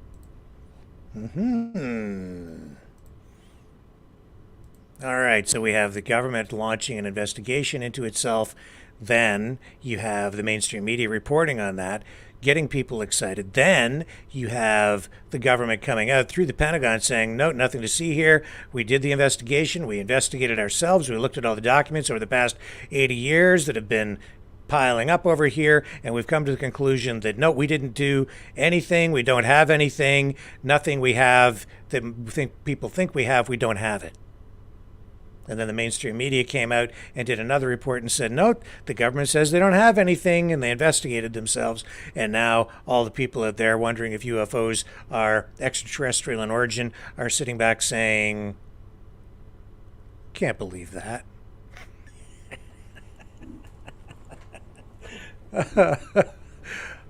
Talk about circular reporting. I think that's exactly what we have on our hands here. But it has been entertaining, has it not? Are you not entertained? Talk about a distraction. It's hilarious, really. Nee, nee, nee, nee, nee, nee, nee, nee. Yeah, look here. And lots of reports kind of on the secondary media scene. Not necessarily independent media, but yeah, well, kind of like second tier alternative media, kind of like what we are here too. See this stuff from NDTV that they're saying UFO sightings were a misidentification of ordinary objects. Pentagon report goes on here, and you know, and then they're referring to David Grush. But nope, they're not gonna give it to us, are they? Nope. Oh my. Told you, we're really no closer to resolving this. The only way that would have satisfied people is if they came out and said, look, here's my alien friend from Planet X. Here, step right up to the podium, schmuck and have and answer some questions for the people. And here, don't forget your universal translator. You know what the real problem is, folks? I'll tell you. The Capitol Theater, Capitol Records, or rather the Capitol Records building in Hollywood. You know why? Because since 1956, now it's since been silenced, okay? But they were sending out a beacon, Morse code, from the top of the Capitol Records building. Here, look, it was Morse code, and what's it been bleeping? It was bleeping in Morse code, that light, Hollywood, over and over and over again. Well, we all know what that really is, don't we? That's a beacon sending a message to the aliens to visit Earth and to come and land in Hollywood. It's like, Hollywood, we're calling you, E.T. That is E.T. calling home right there. Started in 1956. And that message only just recently reached its destination on Planet X or wherever. As a result, they were calling the aliens here, man. Capitol Records building. Now that beacon is not operational now, I don't believe. Silenced a number of years ago when the building was sold and repurposed. I believe it's an office building now. And then there were some renovations that took place there to make it earthquake proof or something to that effect. As a result, the beacon has stopped. But you have to remember that the theory of relativity and time travel is possible when you're talking about the speed of light and the beacon of light sending the message in Morse code out into outer space. It takes a long time, light years sometimes, for the message to reach its destination. But if you want to know why, that's probably why, that beacon. What else do I have for you in here? All kinds of stuff tonight on Truespiracies. Really, we're going to get to the National Enquirer very shortly. And I know you're going to love that. Oh, yes. The world is still waiting for the world's first human head transplant. Oh, you think I'm joking? No, don't you remember? Don't you remember? A real thing, man. It's true. Or they wanted to make it true. This was... What's this guy's name? Valery Spiridonov. He is a man who is disabled in a wheelchair. There's this doctor. The doctor's name, Sergio Canavero. And what they wanted to do a number of years ago, I think it was around 2019, is they wanted to transplant the head of Valery Spiridonov to another body, allowing him to have a fully functional body. Or would they be transplanting the body onto the head? Either way, they had this complex operation planned. Let me just show you. I am not joking, man. This was a real thing. You think I'm making this up? No, sir, I am not. This is Truespiracies, remember. Here we go. This from The Sun. You know what I should do actually first is run this other clip. Yeah, this one here. From Good Morning Britain. And this is when he first agreed to have the procedure done.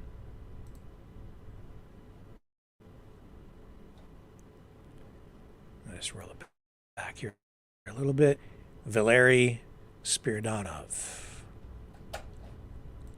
Your quality of life could be if this is all a huge success. Okay, let me explain. I'm not doing only this project, this full body transportation project. I'm also in charge of several other projects, but this was the most public one. I also try to improve lives of other people by creating autopilot wheelchair systems, other accessible devices, but it became so that Dr. Canavero's project is most known. But for you personally, Valerie, yes. I'm trying to get inside, Okay. well, quite literally your head about Okay. this, right? I want to know what is making you do this? What is your motivation personally? My motivation personally is about improving my own life conditions and to go to the stage where I will be able to take care of myself, where I'll be independent from other people. Okay, so that was him, and that was in 2016. Sorry, but this went on for quite a while. So this doctor that wanted to perform the operation, it was very experimental, I guess, but this guy had agreed to do it. So they kept getting delayed and delayed, and he backed out. And this was in 2019, right? So here, I'll show you. And you know why? Because he met a woman and fell in love. Does anybody remember this story? Here we go. He fell in love. Here's an article from The Sun.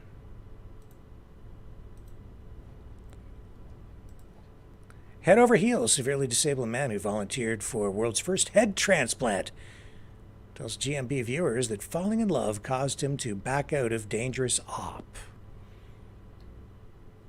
So, severely handicapped Valery Spiridonov, 33, was poised to have his head severed by Professor Sergio Canavero and attached to a new spine in experimental surgery.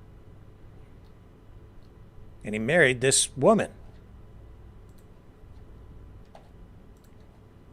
And they have a child together. And he says, no, I've changed my mind. Not going to do it now. And I guess he has his has a business now and pretty good quality of life.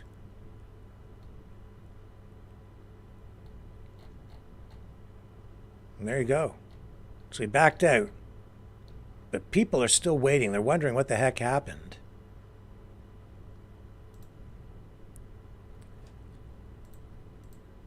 And there she is, his wife.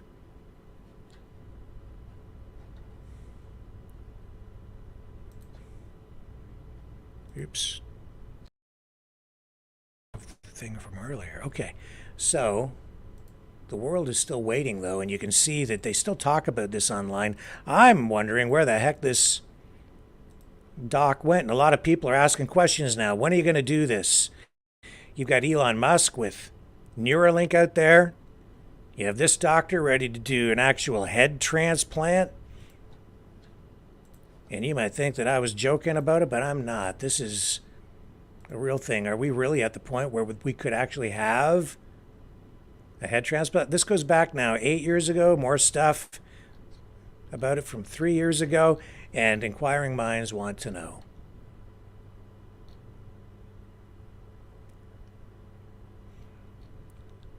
And 10 years ago, they said that they had successfully performed a head transplant on a monkey. So is the technology there? It's possible. They say that it's there. So why do I bring it up? Because Colonel McGregor last night looked like maybe he was, I don't know, his head looked weird in the video when we ran that State of the Union response from RFK Jr., from Trump, and from Colonel Douglas McGregor. Well, I've had other people messaging me asking or commenting on Colonel McGregor. Some people saying, oh, no, there was nothing wrong with that video. It's jump cuts and it's production things that make his video look strange. I would agree that it is the production. On the other hand, as I look at this thing in more detail and analyze it, there's some anomalies within the Colonel McGregor video that make me scratch my head, which is still attached to my body. But listen to this. Some people are asking if he was actually possessed. Listen to the audio and the way it changes. Listen to the change in his voice. Sexualization of our children in public schools. Our children are our future. They should be protected, not exploited. Washington has also spent $14 trillion on various Middle East wars over the last 23 years in a series of self-defeating military interventions. More recently, Washington spent hundreds of billions of dollars on an unnecessary war with Russia. With little to show for it. What happened to his voice? It was like, it's like the devil possessed him for a moment. 23 years in a series of self-defeating military interventions. More recently, Washington spent hundreds of billions of dollars on an unnecessary war with Russia. With little to show for it.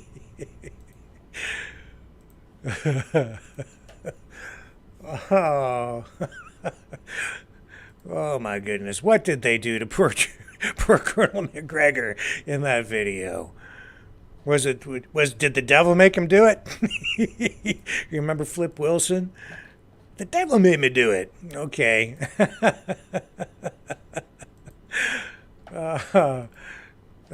Serious subject matter, but funny.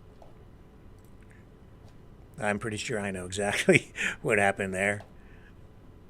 Do you? What do you guys think? Possessed? Poor filming? Controlled up is good. Got deep for sure. Oh yeah, man, no question. That audio in that section, totally different voice, right? AI malfunction. His voice has always been deep. Well, not through the whole thing. Not in that video. It sounds completely different in that little section right there. Did you not hear that?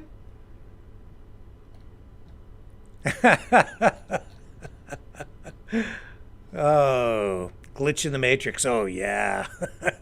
A major glitch.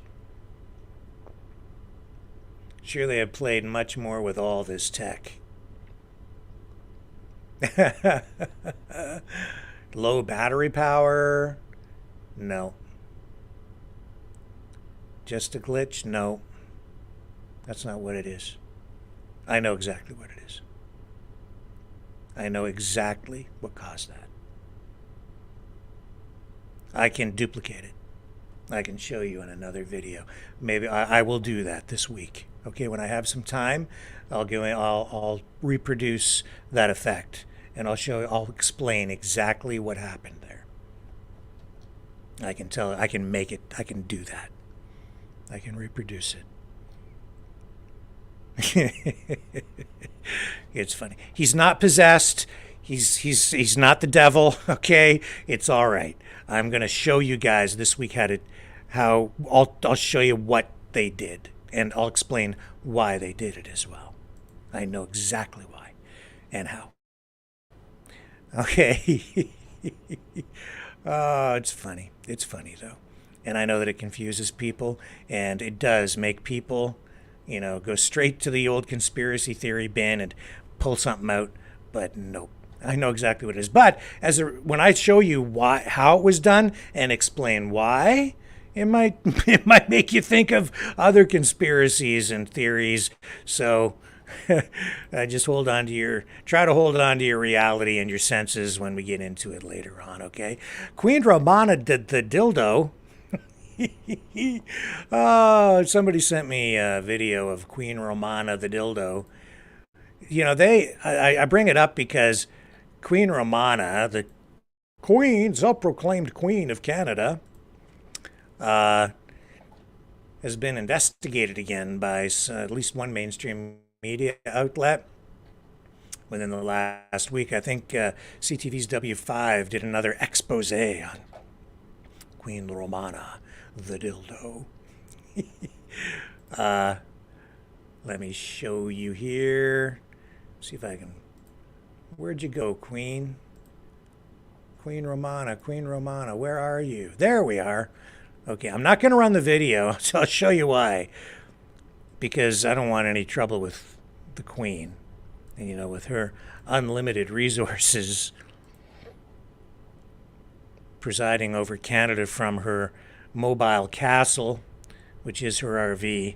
On the bottom there, it says it's all this is copyrighted. The Queen's video is copyrighted. All rights reserved. ORTRV News. All rights reserved. Copyright. QRTV. Queen Romana TRTV News. Anyway, why would the Queen want to copyright her video? Why wouldn't you just let people use it? If you go to other government sources, most of the stuff is not even copyrighted. NASA doesn't copyright a lot of their stuff. Anyway, copyright. But the reason I just bring up Queen Romana the dildo is because in this video, she says that she's no longer going to talk about job creation. She says that instead of creating jobs, she's just going to create wealth. That's her solution to Canada's economic woes. She doesn't like to even use the words job creation because a job is just a J-O-B, which is just over broke. So I guess when she finishes fixing up the economy, there will be no jobs, just wealth. So nobody will have to work. Everyone will just have wealth. And she's on the road a lot, so she's asking for people to donate, of course, and she needs your money because she's on kind of a permanent vacation, traveling around and checking out road conditions. She spends a lot of time in this video talking about infrastructure. And the reason she has to travel, I guess, is because she needs to check out all the road conditions. Because she says the roads in the United States are beautiful and paved as smooth as a baby's bottom. But in Canada, they're all full of potholes. So please donate. And that's what she wants. She wants you to donate. Wants your cash to keep the gas in her gas-guzzling RV. And I don't know, man. Queen Romana the dildo. On the next episode of Truespiracies, Queen Romana the dildo will go for a ride on Jeff Bezos's flying phallus straight up into the stratosphere and into outer space. So you can look forward to that on the next episode of Truespiracies. When we come back, we'll dig into this current episode, or current edition rather, of the National Enquirer, and check out the headlines there. So don't go away. The information war is raging. Truth without integrity is worth nothing. Maverick News. Because those who have power and those who seek it must be held accountable. The world is watching. Join our family of truth seekers. Donate today and add your voice to the chorus of Maverick Knights. Donate at maverickdonations.com.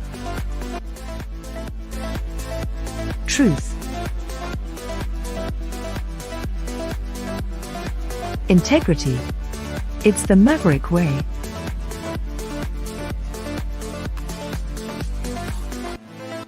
Maverick News. The world is watching.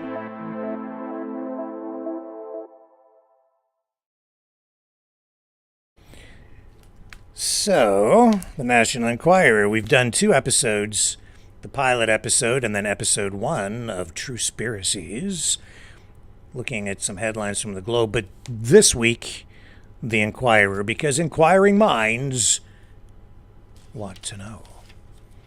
A lot of celebrity news in this one, but right off the bat, something that's going to be of extreme interest to our viewers. The Jeffrey Epstein case. Says here, squeals to go free. Maxwell unmasks Epstein's FBI spies. There it is, right there. Monster mom Ruby Franke will die in jail. Vanna's dream wedding, Vanna White. Celeb bodyguards dish all the dirt, and frail Kate in hospital for secret eating disorder. They love the royals. Royal family scandals. And of course, no current contemporary edition of the National Enquirer would be complete without a story involving Taylor Swift. And this one's very special because it involves inside dirt on Taylor's secret bosom buddies. Singer Taylor Swift busted out. A fuller figure for her billion-dollar Eras tour after years of being a flat-chested bag of bones. Oh my goodness, what did she do to fill out that dress? And top docs tell the National Enquirer the perky pop princess juiced up her jugs. Well, how would she do that? 3 plastic surgeons who analyzed pics of the "look what you made me do, darling" say the 34-year-old went under the knife in 2022 for a, cover your ears, boob job that plumped up her profile. Well, isn't that special? Isn't that special?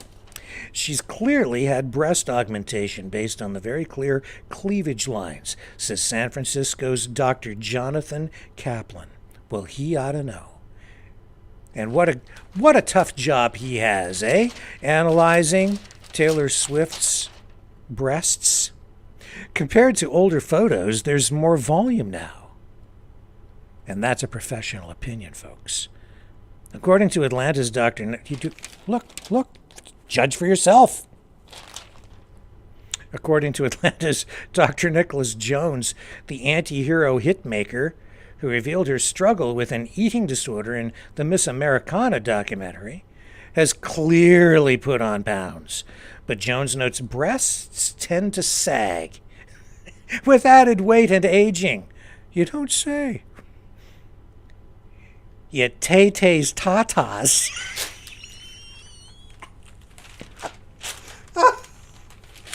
Tay-Tay's tatas? It's right there. I didn't make it up. They wrote that. Jesus. Oh my God. Tay-Tay's tatas. Oh, I hope my mom's not listening to this. It's possible the change could be attributed to a special push-up bra or strategic taping.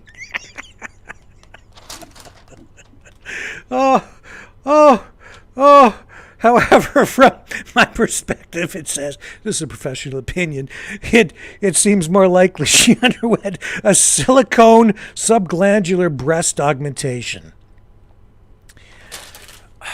Talking about life in a fishbowl. Poor Taylor Swift. She just, she's paying a pretty heavy price for being so wealthy and famous. Dr. Javed Sajan of Seattle agrees. They needed a second opinion. Excuse me, doctor, could we get a second opinion on Taylor's tatas? Taylor is sporting signs of implants, including fullness of the upper pole, which normal breasts do not have. Well, now she has abnormal breasts. A round curvature and greater projection. That reminds me of, remember those bullet bras from the 50s and the 40s or whatever? You probably don't remember. I wasn't born yet. I wouldn't know anything about that. I've only heard about it. Sources dish the image-conscious superstar spruced up her looks because she knew her blockbuster tour would put her in the public eye in a big way. She looks absolutely amazing, gushes an insider. But then again, she's a billionaire with really big bazungas.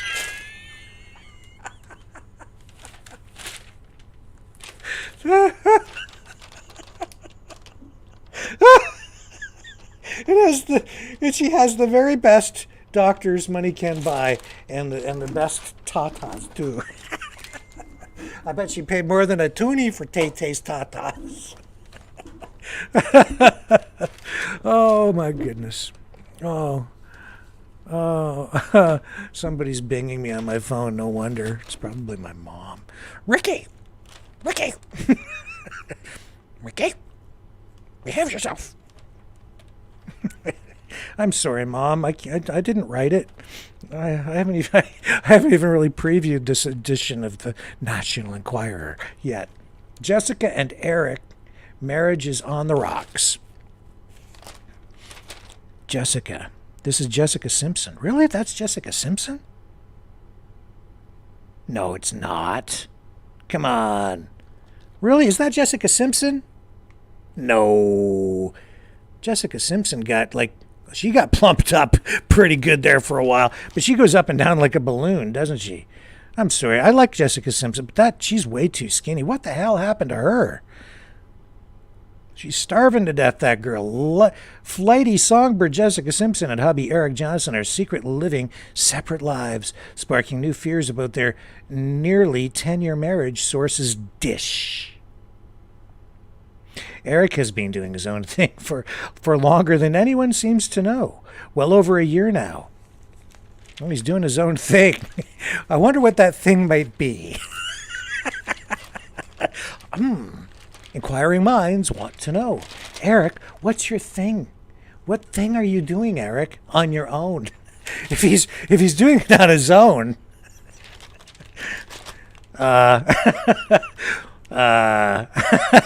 What do they mean by on your own? He's doing his own thing on his own? Never mind. Cover your ears, children. According to the tipster, the 44-year-old retired football pro still loves the pillow-lipped Dukes of Hazzard pop star, 43, and doesn't want their children, Maxwell, 11, Ace, 10, and Birdie, 4, to grow up in a broken home. There's still an attraction there, the insider explains. No kidding. It's just like it's just like banging his head against a wall, trying to reason with her spaced out attitude toward life. You're so spaced out. I just want to bang my head against the wall. But I still love you. And your plumped up lips. That's really what keeps me around. I can't get enough of them. but I have to go do my own thing right now.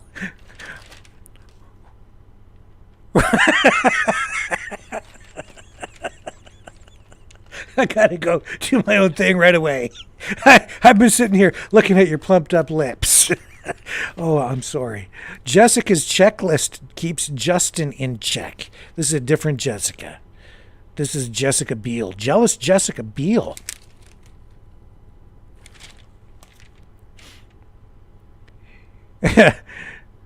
Plans to keep her pop star hubby Justin Timberlake on a short leash during his upcoming world tour to avoid a repeat of the sexy back singer's 2019 cheating scandal. Sources squeal. Yeah. Yeah, those VIP passes. They're sometimes a pass to a little more than just the backstage. Suspicious Jessica, 42, is slapping her spouse of 11 years with a slew of restrictions before he hits the road on April 29th. According to tipsters who tattle, the Sinner star is warning the 43-year-old horn dog to be on his best behavior, or else, mister. Okay, enough of that one. I don't think we need to talk about Giselle's jiu-jitsu lover has Tom all choked up, do we? Tom who? Tom Brady. Oh. Yeah. Football legend Tom Brady has been thrown for a loop by his ex-wife Giselle Bundchens. I don't follow Tom Brady. I don't know who his wife is or whatever. Hot romance with her jiu-jitsu trainer. What do these people do? Do they... Oh, I'm sorry, I'm married to you, but I met this hot jiu-jitsu trainer and I just couldn't resist. And he loved my plumped up lips. Demi feud with Costner, tailor-made. What? So you got Driven right there. Look at this. Demi Moore and Kevin Costner feuding. Well, that's terrible. Just terrible. Terrible, terrible, terrible, terrible. Driven Demi Moore is saddling up for a starring role in Landman, the newest TV epic from Yellowstone producer Taylor Sheridan. But sources snitch cantankerous Kevin Costner is turning his back on his old pal for taking a job with his sworn enemy. The striptease stunner. That was a long time ago, man. Striptease. I remember that movie. 61. She's 61 now. Is appearing alongside Billy Bob Thornton, 68, in the upcoming Paramount Plus drama. But tipsters dish. I bet you it's the same person who wrote this article as the last one. Dish. They like that word dish. But tipsters dish. Tipsters who shall remain nameless. Yellowstone defector Costner, 69, is fuming over Moore hitching her wagon to 53-year-old Sheridan's star because he hates the hotshot's guts. Peacemaker Parton gets Cyrus ceasefire. Dolly Parton. Now, you want to talk about breast augmentation? You want to talk about tatas? Diligent Dolly Parton is brokering a peace deal between Billy Ray Cyrus and his peeved pop superstar daughter, Miley. Billy Ray, 62, and Miley, 31, have butted heads going all the way back to her Disney heyday on Hannah Montana. But the relationship sank to new depths when he divorced Miley's mom, Tish. I wonder if Tish has good tatas too. I don't know. But last year, and married 28 years younger singer Fire Rose. While Miley served as maid of honor when Tish married actor Dominic Purcell last August, she didn't even show up for her dad's nuptials 2 months later, throwing a real wrecking ball into the family relationship. Well, whatever. I don't really care. Chris kicks Kendall for dating disasters and don't care about that. Late night king Jimmy Kimmel, 56, says the ABC talk show he's hosted for over 2 decades may be coming to a close. The funny man has 2 years left on his current contract for his self-named Gab Fest and admits that's enough. I haven't watched in years. I really don't care. I don't know if there are any Jimmy Kimmel fans out there. He used to be funny, then he went woke. Vanna White's letter-perfect wedding plans. The letter-turning girl hitching the knot. Okay, marriage-phobic Vanna White has been dragging her feet over marching down the aisle with longtime beau John Donaldson, but sources say she's now had a change of heart and plans to take advantage of the beautiful scenery in Hawaii to finally tie the knot. Sources snitch. Sources who shall remain nameless snitch. To the National Enquirer, leggy Vanna. See, Taylor's got tatas, but Vanna's got the legs. 67 loves the Pacific Island state for its romance and stunning vistas. So it looks like she might just tie the knot down there in the land of paradise. Joe dreams of modern family with new bride. Who's Joe? Joe who? Joe and Caitlin O'Connor. With his party-hardy ex-wife Sofia Vergara fading in the rearview mirror, Joe Manganiello is putting the pedal to the metal to rush down the aisle with hot young flame Caitlin O'Connor. Well, isn't that special too? Says the church lady. Maxwell's selling out Epstein's FBI cronies. Uh-oh, uh-oh. Somebody gonna be in trouble. Someone got some splaining to do. Fed up with prison and terrified she'll be snuffed out behind bars, sources say Ghislaine Maxwell is ready to finally sing about rogue FBI agents who ran cover for Jeffrey Epstein's sex trafficking ring in return for getting into the witness protection program. Now, there's something you really should be digging into, folks, because that witness protection program, I think maybe there's lots of people in that protection program who are pretty prominent and living undercover. People that maybe you think don't exist no more, but do, if you know what I'm getting at. You know? Anyway, you all know the Jeffrey Epstein thing. Do you think Ghislaine Maxwell's gonna sing like a songbird? I don't know. All these pictures again. No, they keep putting Donald Trump in there, right? Oh yeah. They wanna get Trump. Katie Cash Crunch. Oh yeah. Tom set to turn off spigot on $400,000 child support. Frantic Katie Holmes is racing to reinvent herself as her kid with ex-Tom Cruise turns 18 next month, meaning an end to the hefty $400,000 she gets every year in child support. That's not a bad child support payment. For over a decade, the former Dawson's Creek cutie, 45, lived high on the hog, thanks to the plush payments from 61-year-old Tom. But that financial cushion is about to lose its stuffing, which is why sources that shall remain nameless, sources say Katie is on the prowl for acting work.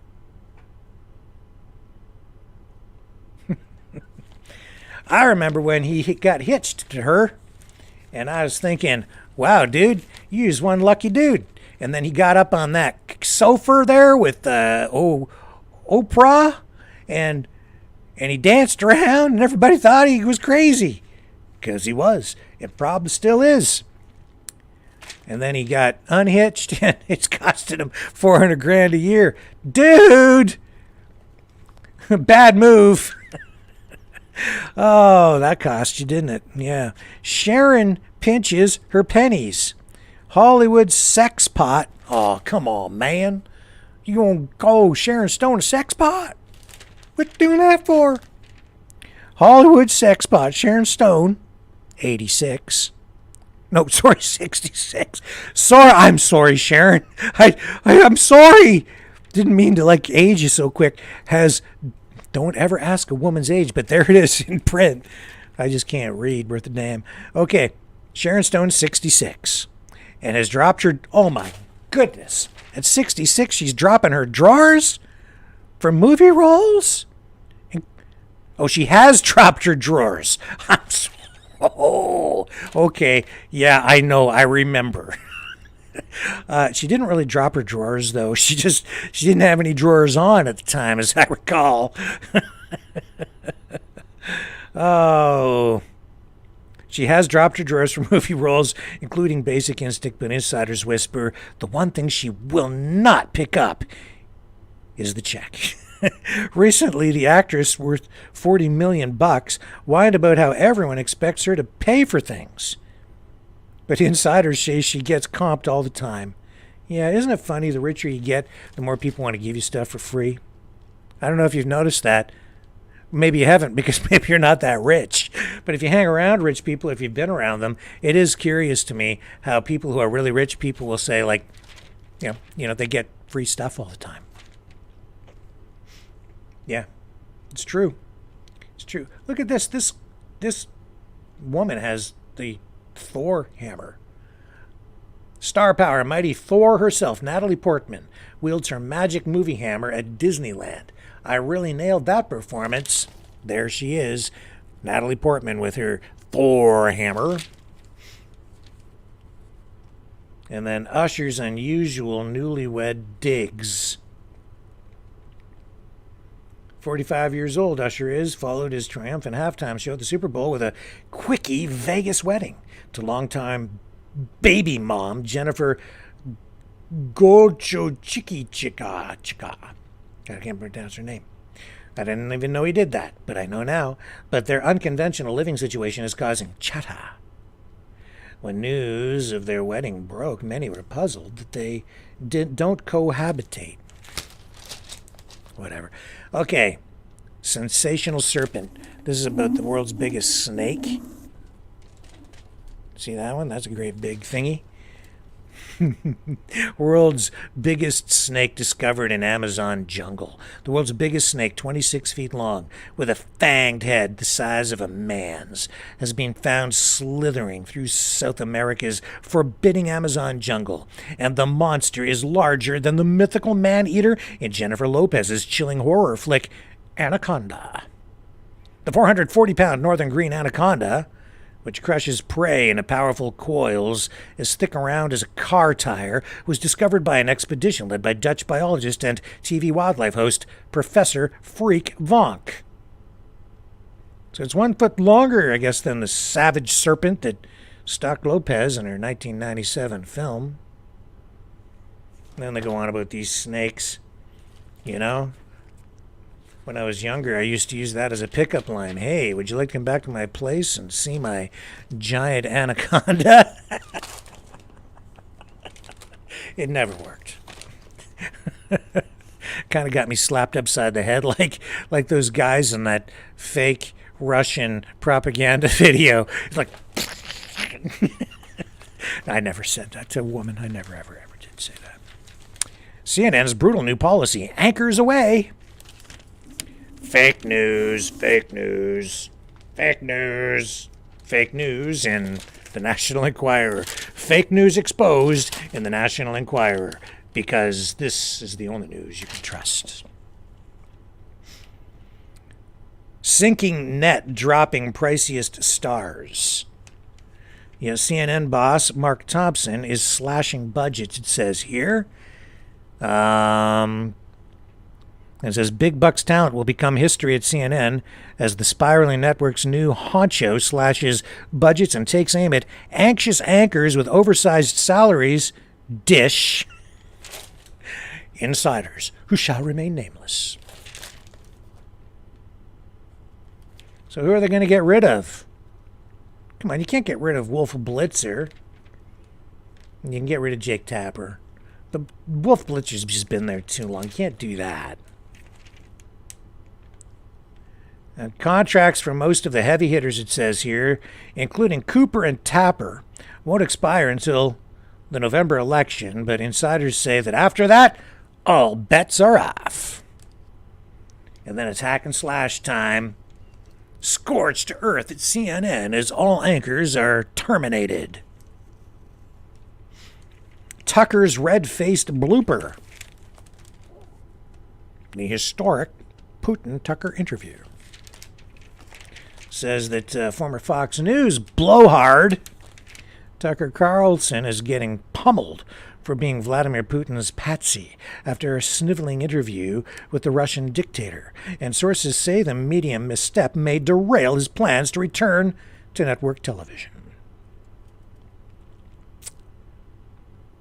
Carlson was definitely played for a fool, and it's robbed him of any credibility he may have left after getting fired at Fox after the election lies scandal, notes a source who shall remain nameless. He's radioactive now, it says right there. Carlson's interview with Putin was widely slammed as embarrassing. Even worse, it served as propaganda for Putin's bloody war on Ukraine that's claimed more than 130,000 lives on both sides. Tucker, who was unceremoniously canned by Fox last April, couldn't have had worse timing. The interview came during the same week Putin's most vocal detractor, Russian activist Alexei Navalny, who claimed the strongman had him poisoned and then was sent to a Siberian gulag on trumped-up charges, died suddenly, leading his family and others to charge Putin had him murdered. Carlson went into this interview thinking he had scored a coup and a potential financial backer for his digital Tucker Carlson network, spills the source, but as soon as Putin got what he wanted, he publicly blasted Tucker for being a lightweight. Media insiders say the humiliating episode has torpedoed the 54-year-old newsman's negotiations with multiple major networks to return to television, proclaims the source. He looks like a fool to everyone now. I don't think so. I don't think so. I think Tucker okay. I think he okay. I don't think so. Joy schools Sonny on TMI. I don't really want to care. I want to talk about her. Kate crisis turns desperate and ugly. Oh no. Secret eating disorder linked to future Queen's ovarian cancer surgery. Oh no. What are we going to do? Secret eating disorder, not so secret anymore, because they probably have an inside source who dished the whole thing. But we'll never know who it is because that secret source who dishes shall remain nameless. Harry's quickie with dying dad. What? What? Harry had a quickie with his dad? What the? Did they think for even a second about writing such a thing? Harry's quickie with his dad. Oh, it's a terrible thing. I didn't even want to read that. We already know what that's about. He flew home, spent more time flying than he spent with his poor dad who's got cancer. Major news outlets are just reporting hapless Prince Harry hopped a plane to London to visit cancer-ridden dad, King Charles, but he got the bum's rush after landing in Britain because palace aides feared they'd never get rid of him. Get the heck out of here, you spoiled rotten little brat. But that's ancient history to National Enquirer readers who learned weeks ago Charles's wife, Queen Camilla, blocked her pesky red-haired stepson. You're so pesky. Every time you come home, you're just so pesky. So hard to handle. You're always just out of control. Pesky red-haired stepson from getting too comfortable by his 75-year-old father's bedside. The prince got the heave-ho after being restricted to 30 minutes. Well, they just had a quickie. Oh my God, Winona fears flying solo. Whatever. She'll do fine. Dark side of Amy's moon face. Amy has a moon face. Amy has a moon face. What the hell is that? Amy has a moon face. That's what they're saying. No one's laughing about... I just did. No one's laughing about comedian Amy Schumer's moon face after she revealed she suffers from a chronic health woe that's been wreaking havoc on her body for 20 years. I'm sorry, I didn't mean to laugh at you, but the National Enquirer made me do it. Amy's puffy mug recently shocked Tonight Show. I'm not laughing at Amy Schumer. I'm laughing at the National Enquirer. Shocked Tonight Show viewers, prompting her to explain that she has medical and hormonal things going on due to her battle with endometriosis. Okay. That's a terrible thing to have to deal with. I understand. It's a painful thing. It's a tough thing to live with. I understand. I know what that is. Yeah, whatever, man. Or puffy mug. What kind of writing is that? Look, you can get 28 free issues and a free gift if you sign up for the National Enquirer. And you'll save a bunch of cash on each issue.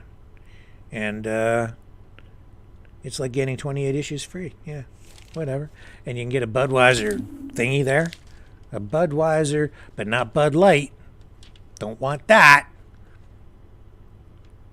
A tradition you can bank on. Hamilton's first ever Budweiser coin bank. This is not an ad for Hamilton. Here's the crossword puzzle. No, here's the section I really wanted to get into. The underwear section. The scoop on skivvies. Just a lot of underwear stuff. We had what is this? This is just gratuitous soft porn is what this is in the middle of the National Enquirer. And it's in the center. It's like a centerfold section. I don't dare show you all these celebrities in underwear. And this chick here, Kim Kardashian, the bootyful reality queen, 43, has fattened her bottom line by at least $600 million with her shapewear collection, Insider's Blab. And it's like all kind of like latex. And she's got two muscular dudes standing up. Oh, for crying out loud. There. Flash frame. That's all you get. Parenting guru Ruby Frankie gets a 60-year timeout. I don't know what that is. Another crossword puzzle. They like those. Now we're getting into more ads. Insulin breakthrough delights diabetics. In the Health Watch section. Mormons demand their money back, claim church lies about using donations for charity works. That's terrible. Lost Beatles guitar no longer weeps. A long-lost guitar, owned by Paul McCartney, is back where it once belonged. Paul's favorite bass was stolen out of a van in 1972, but finally found its way back to the Beatles legend thanks to the Lost Bass Project, a fan-based search for the missing instrument. The thief apparently sold the violin-shaped Hofner instrument to a pub landlord, and it stayed in the family until film student Ruaid Huri Guest, can't pronounce his name, shared a photograph of the stringed wonder on social media. Guest, who claimed he'd inherited it, has returned the guitar to McCartney, 81 years old. I think it's wonderful that someone honest returned it, says rock biographer Mark Bego. It's karma because Paul has done so much for other people. McCartney bought the bass in Hamburg, Germany for the equivalent of $30 in 1961. It's now estimated to be worth $12 million. Well, that's an investment. Paul's team says he's incredibly grateful to all those involved. That's a pretty cool story. Bon Jovi bar starts brawl. Dud Rage burned his Bridgerton? What is that? Seemed Roger Jean Page, whoever that is. Bridgerton? I don't know what that show is. Hunk. Destined for stardom a few years ago, but whatever, I don't care. Horoscope, don't need that. Bodyguards bust. Well, you could do the horoscope another day. Bodyguards bust butthead stars. Who's clueless? Who's shameless? Who's just nasty? This is Bodyguards telling inside stories on the people they're supposed to protect. And now not protecting so much because they're revealing all the inside scoops. So these are inside sources who shall remain named, I guess. Being a celebrity bodyguard isn't all flashy cars and superstars. It's dirty, dangerous work, thanks to A-list clients who are more of a handful than their weirdly obsessed fans. Now the National Enquirer takes you behind the velvet ropes and into the shadows, where the muscle-bound minders see all, hear all, and tell more about the sweethearts, the abusers, the self-absorbed, and the stars people hate to work for. One hired heavy squeals, "The work can be exciting. Sometimes you even develop friendships with a star. but many other times you just throw your hands up in the air and think, they don't pay me enough to do this.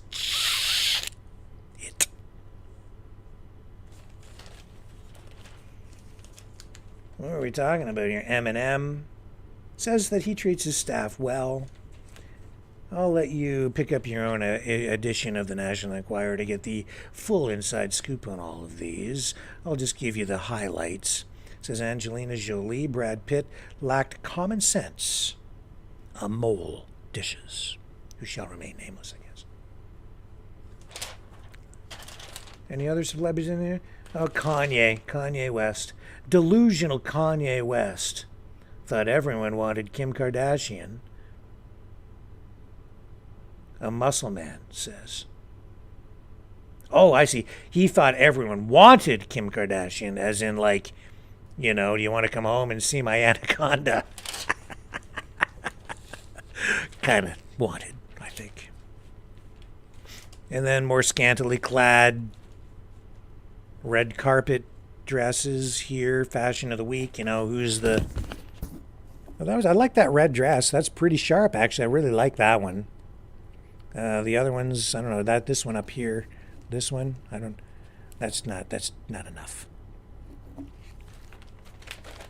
Not modest enough for me. I like that red dress, though. That's very classy. And more crossword puzzles and Katie's domino effect, Katy Perry. Katy Perry's abrupt departure from American Idol has remaining judges Luke Bryan and Lionel Richie fearing they're on the chopping block. Tipsters tell the National Enquirer, tipsters who shall remain nameless. The hot and cold singer, 39, recently announced her exit from the singing competition and made it sound like the move was her choice. But the Enquirer previously reported sources dished Katie's insensitive behavior toward contestants had fans calling for her head and producers plotting to give her the axe. Now spies say livid Luke, 47, and Lionel, 74, are accusing longtime host Ryan Seacrest, 49, of selfishly sucking up to idle brass to torpedo other talent and save his own hide.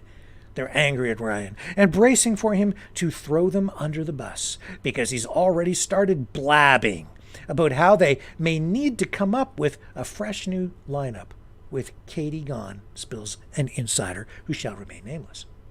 According to Moles, country hunk Luke and R&B legend Lionel have each raked in close to $100 million during their 7-season stints and are terrified about getting tossed from the gravy train.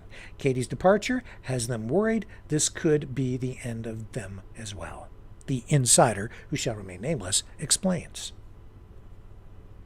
The show has made them richer and more famous than ever, but bosses clearly want to liven things up, and maybe they won't stop with replacing only Katie. Luke and Lionel feel that they deserve a lot more respect, and they're not getting love from Ryan, who's cozying up to bosses and making himself look good. Blah, blah, blah, blah, blah, blah, blah, blah, blah, blah, blah, blah, blah, blah. Drama on American Idol. $2 million payday for dumpster diving diva. Now this is real news about a real person. Garbage gal rescues treasures from trash. Now she has $2 million. One man's trash is another woman's treasure, to the tune of over $2 million. Jennifer Lyris, a 40-year-old Baltimore artist who dumpster dives for fun. What do you do for fun on the weekend? I go and I dive in dumpsters. I can sleep in them. Oh, my goodness. Yeah. Oh, my. I go maybe once a week, she says. I just go whenever I'm out running an errand. I can't resist. I just go for a jog. I see a dumpster over there, and I just go jump in. I just dive right in. I just can't help it. It's so much fun. I just go whenever I'm out running. That's exactly what she's doing. It says right here. I made that up, but it's actually true. I just go whenever I'm out running an errand. I'll go check out the dumpsters, says the junkie. The market. Who am I to laugh? She's got $2 million. What do I have? Nothing. The marketing firm owner and mother of two explains she started digging dumpsters after looking for unique art materials like, I don't know, a can with like a half of tomato paste that's like half moldy but still could be used like to smear on a painting. When she was in college and the habit stuck to her like glue. Yeah, you know, you dive in a dumpster, and things do tend to stick to you. Yeah. Has anyone here ever been inside a dumpster? Ever? I have been. Now there's an admission. I have been in a dumpster because when I was younger, of course, I worked at Wendy's, and I used to do the garbage run. Sometimes you had to kind of get right in there and tramp stuff down and things. I've had a lot of jobs where we had to do garbage duty. Jennifer's finds include a $500 Dyson Airwrap hairdryer in perfect condition. Wow, look at what I found! Imagine how that makes your hair smell. Free odorizer. A $500 Roomba Robovac, and a $400 Le Creuset Dutch oven. I don't think it saves me time, a ton of money, because I keep things I like, not things I need, she says. Adds the reclaimer of rubbish. The diver of the dumpster diva. Lyra says people have asked whether she's poor, but she insists her trash surfing lifestyle is just a hobby. And when there are quality items she can't use, she donates them or regifts the cast-offs to family members. It's really sad that the stores could take this stuff and donate, she says, but they don't. So, if you're around her and it's Christmas time and she gives you a gift, you know where it came from. Anyway. Well, that was fun. I had a good time. I hope you guys enjoyed it too. Just a reminder that if you want to support the show, you can do that by donating. Just find the right thingies here. MaverickDonations.com. MaverickDonations.com. You can also donate at our other portal over at FreedomReporters.com.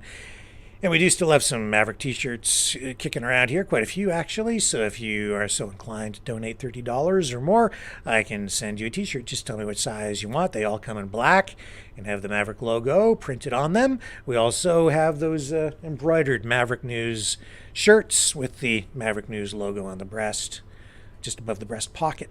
And $60 more, I can send you one of those. We also have some hoodies and sweatshirts in stock too. So if you want any of that stuff and you donate, happy to send those along to you. Really appreciate the support that we've had from you guys ongoing. Really do need your help, of course, because you're the only source of support that we have, and that is what pays the bills and keeps the operation afloat over here. All that being said, I will be back tomorrow night, 6 p.m. Eastern Standard Time. Hope you enjoyed this week's episode of Truespiracies. Our regular news program continues tomorrow night at 6 p.m. Eastern Standard on the flip side.